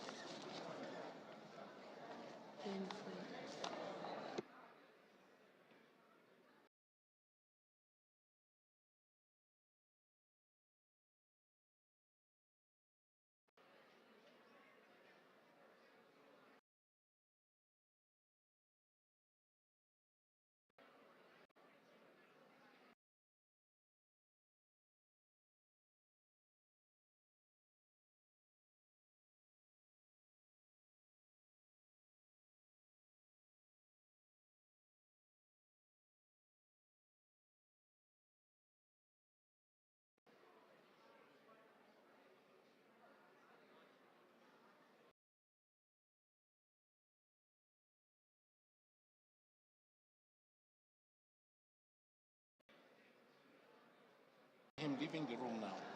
Dr. Ali. Dr. Ali, when is your flight?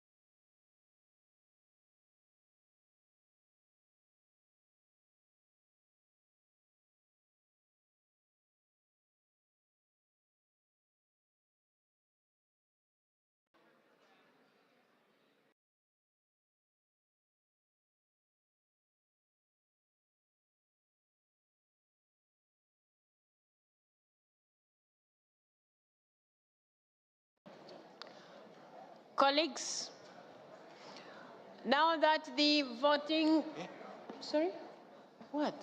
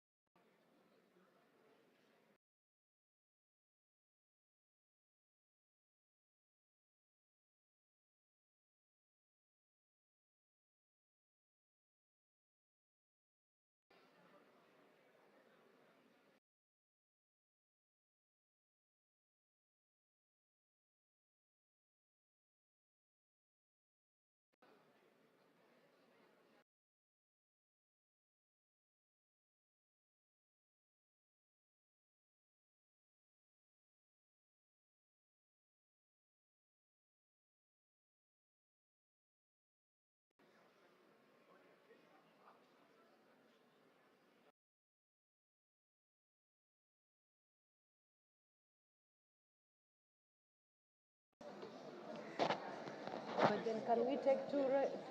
We can take two reports. I think we can. Okay, colleagues, when we are waiting for the results, we can as well take one or two reports instead of just sitting and waiting for the results. When they are still compiling, let's hear the report that we had skipped. Under item 17, the chair of this task force has requested to present now, so we'll give him the floor. The IPU task force on the peaceful resolution of the war in Ukraine. So, Mr. Chair, you have the floor. Speaker Kachavivi, please. Thank you, Madam President. Distinguished colleagues, ladies and gentlemen, on behalf of our team, the task force on the peaceful solution of the war in Ukraine, I provide a brief report on our work. Since the inception in March 2022, the IPU task force on peaceful resolution of the war in Ukraine has aimed to promote political dialogue in support of peaceful building initiatives and explore possible avenues for collaboration to elevate the humanitarian consequences of the conflict. The IPU task force continues to express significant concern regarding ongoing war, which has led to the destruction of critical infrastructure and many casualties on both sides. In the interim, the task force has decided to focus specific humanitarian issues that may ultimately foster dialogue, enhance understanding, and possibly yield positive outcomes. These issues are: 1, nuclear safety; 2, food security; 3, access to, treatment and exchange of prisoners of war; 4, safety of ecologically vulnerable sites; and 5, the situation of conflict-displaced children. As we all know, in a war situation, there are always victims of the war, and particularly children and women. In March 2024, the IPU task force noted that plans were being made for a peace summit on Ukraine to be held in Switzerland in June 2024, including the IPU would consider its potential involvement in this process. To this end, the Swiss authorities were conducted. The summit was described as the first step towards establishing a diplomatic framework involving countries that had good relations with both parties. While it would only be held at the interparliamentary level at this stage, there was a shared interest in exploring avenues for future collaboration in view of a more inclusive second phase.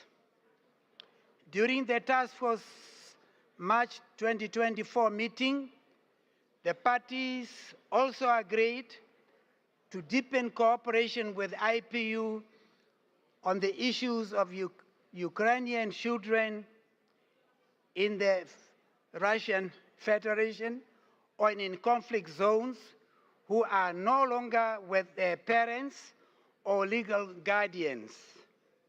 The task force was encouraged by both sides' readiness to work on case-by-case basis to assist and support measures that would facilitate family unification. Following this commitment, the IPU held a meeting with Ukrainian Parliament Commissioner for Human Rights and received a limited number of cases of children who have been relocated from Ukraine to the Russian Federation. Ladies and gentlemen, the task force held its 13th meeting on the 15th October 2024 during the 149th IPU Assembly and began discussions on the above-mentioned cases with both delegations, as well as with representatives of the Ukrainian Parliament Commissioner for Human Rights. The task force is encouraged by the fact that the parliamentarians from both countries have underscored that any children who have been separated from their parents, siblings, legal guardians, and or in close relatives should be reunited with them, as well as their readiness to assist the task force in this important process. In the light of the fact that a proposed direct meeting between the Ukrainian and Russian ombudspersons institution did not come to fruition during the 949th Assembly, the task force extended an invitation to both delegations to facilitate such a meeting in the near future, possibly during the 150th IPU Assembly in Tashkent in Uzbekistan that is due to take place in the coming year. The task force expressed deep concern over the escalating nuclear risk associated with ongoing war and reiterated that parliamentarians had a particular responsibility in tuning down the narratives and discourses with regard to such a matter. The task force welcomed reassurances that the use of nuclear weapons is a red line that should never be crossed, and that nuclear energy facilities needed to be protected. This is indeed a source of encouragement to the task force and obviously to the rest of those men and women who hold the view that peace on such a scale should be avoided by all means. Ladies and gentlemen, the task force remains committed to using parliamentary diplomacy to navigate the severe humanitarian impacts of the war and help bring about a peaceful resolution to the war in Ukraine. That is what we have managed to achieve so far, but the challenges remain for anyone who is observant of the case of the war in Ukraine. Thank you for your attention. Thank you very much. Thank you so much, Mr. Chair, for our committee, and we really appreciate the efforts. Dear colleagues, in the framework of a briefing on the IPU's initiatives in the area of parliamentary diplomacy, the Executive Committee received an update on the work of the IPU task force, of which, on your behalf, we congratulated them for the work they are doing, but we also encouraged them to keep working hard to make sure the challenges that have always been reported by our colleague members of parliament from Ukraine have always reported to us. And in that context, because we have already had the report, I will not talk much about that, but shortly is that they are working very hard in the area of children caught up in the conflict. At the same time, they have been engaging the authorities in Ukraine, but also on the side of Russia that are responsible for this issue, like the ombudsperson in Ukraine and the High Commissioner in Russia that is responsible for human rights. They have been trying to work hard in this area. At the same time, earlier this year, there was a meeting here in Switzerland, and the Executive Committee was informed that this was an intergovernmental initiative which did not involve other stakeholders. So IPU was not able to participate, but the Executive Committee was informed that the IPU inclusion would be considered for the second round of negotiations. I wish to take this opportunity to share with you the updates received by the ExCom under this item, and we received an update also on the Committee on the Middle East Questions, which you will hear this afternoon, and they are also planning to have a visit to Israel and Palestine. So the Executive Committee encouraged the members of this committee to keep listening to the members from these conflict areas, to listen to them. So like in this case, the Executive Committee asked the Committee on the Middle East Questions to meet the heads of delegations from the concerned parties. That said, we have also been asked, and I haven't seen any request for the floor, but we have been asked also by our colleague, the chair of our gender partnership group, who will have to leave this afternoon, that we listen to his report as well as we wait for the results to come through. Dr. Ali Nouaimi, you have the floor. Thank you very much. Thank you very much, Madam President. Your Excellency, President of the Inter-Parliamentary Union, distinguished colleagues, esteemed guests. It is my honor to address you today on the outcome of a critical meeting held during the 149th IPU Assembly in Geneva. This session, which was part of the 50th sitting of Gender Partnership Group, focused on advancing gender equality with parliamentary delegation and addressing the ongoing challenges that embedded women full representation in parliaments worldwide.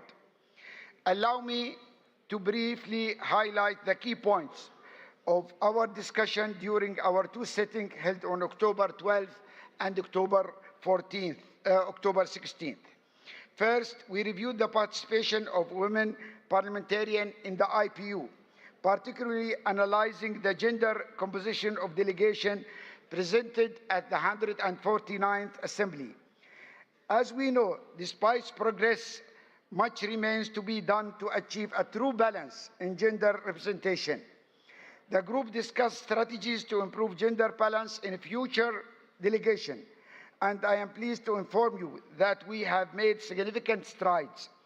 Updates on proposed amendment to the IPU statutes and rules that promote gender balance participation were also shared, reaffirming our collective commitment to this goal.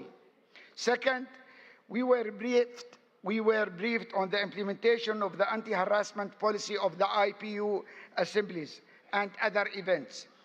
This policy, as you know, is a cornerstone in creating a safe and inclusive environment for all delegations.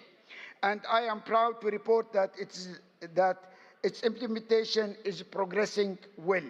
However, continuous vigilance is necessary to ensure that all members, regardless of gender, can participate without fear of harassment. Third, we turned our attention to a matter of critical concern: parliaments with low female representation. The group examined the globe trends, focusing on parliaments where the participation of women is alarming, low or non-existent. In particular, we discussed the situation in Bhutan and Oman. In Bhutan, lower chamber women account for just 4.3% of members, while in Oman, the figure is at 0. Even though the situation in the upper chambers is somewhat more encouraging, with 12% in Bhutan and 29.9% in Oman. These numbers underscore the urgent need for intervention. Dialogues are being planned with these delegations to explore concrete measures to increase women participation. In addition to the statistics I have just mentioned, I have some promising news. At the Assembly, we have recorded low of all male delegation and a record of high of gender balanced delegation. Among the delegation of at least 2 members, only 7 are all male and 2 all female. This is the lowest number ever we look at in the past 10 assemblies. The other good piece of news is that 38% of delegation are gender balanced, meaning that they include at least 40% women or 40% men. This is much better than last time when we had 30% of delegation within the 46 ratio. You will see on the screen the names of the 49 gender balanced delegation. I invite you to give them a round of applause. This is the way to go, and we hope that more delegation will follow suit. Ultimately, our objective is to get to 0 delegations that are not mixed and achieve a gender parity at the IPU. All of us must play our part. Let us continue to work hand in hand to make our vision of gender equality a reality, both in our individual parliament and in the international parliamentary community. Thank you very much.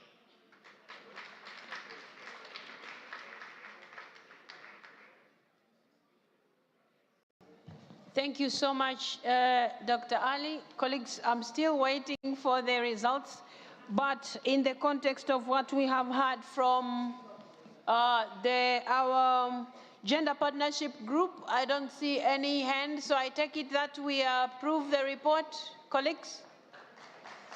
Thank you so much. It is so approved. So we are done with the results?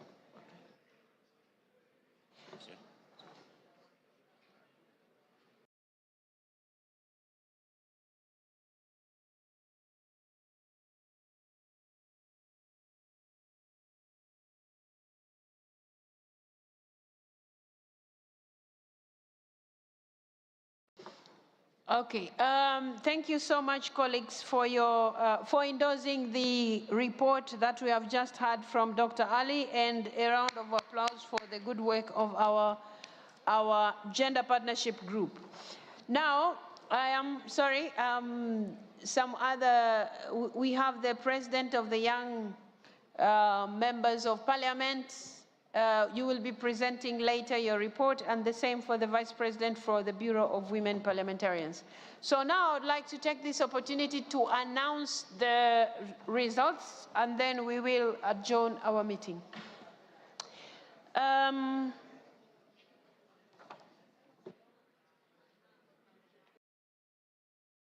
Okay, so we begin with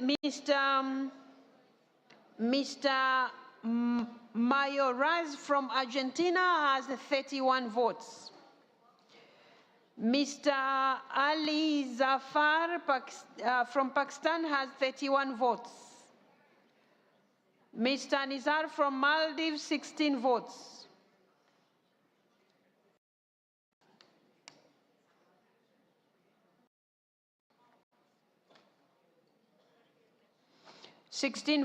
And then Mr. Navaez from Paraguay, 41 votes. Mr. Nassim from Maldives, 43 votes. Then we have Ms. Brosas from Philippines, 51 votes. And then we have Akora Odonga from Uganda, 65 votes. Then we have Ms. Osuren from Mongolia, 67 votes. And then we have Mr. Grujic from Serbia, 96 votes. So since we needed three winners, and we have them, so I will announce them in the order of the first, second, and third. The first is Mr. Grujic from Serbia. The second one is Ms. Osuren from Mongolia. And the third one is Ms. Odonga from Uganda. So thank you so much. So congratulations to all of you for winning the trust of the Governing Council to be members of this very important committee that we hold very dear to our work at IPU. At the same time, we wish you all the best. And thank you so much, members, also for your patience. Just two announcements. The first announcement is there is an event that is taking place, which is called a Piece of Grain, a side event organized by Turkey. The presentation is taking place at Salle Lausanne CCV. It's on the other side. Yes. It's on the annex building. Please go there and see what our colleagues have prepared, but also the time that we will come back. Colleagues, we will resume our meeting 13 minutes to 3 this afternoon. 13 minutes to 3 this afternoon. So we will have 1 hour break from now. Thank you so much. See you then. Thank you.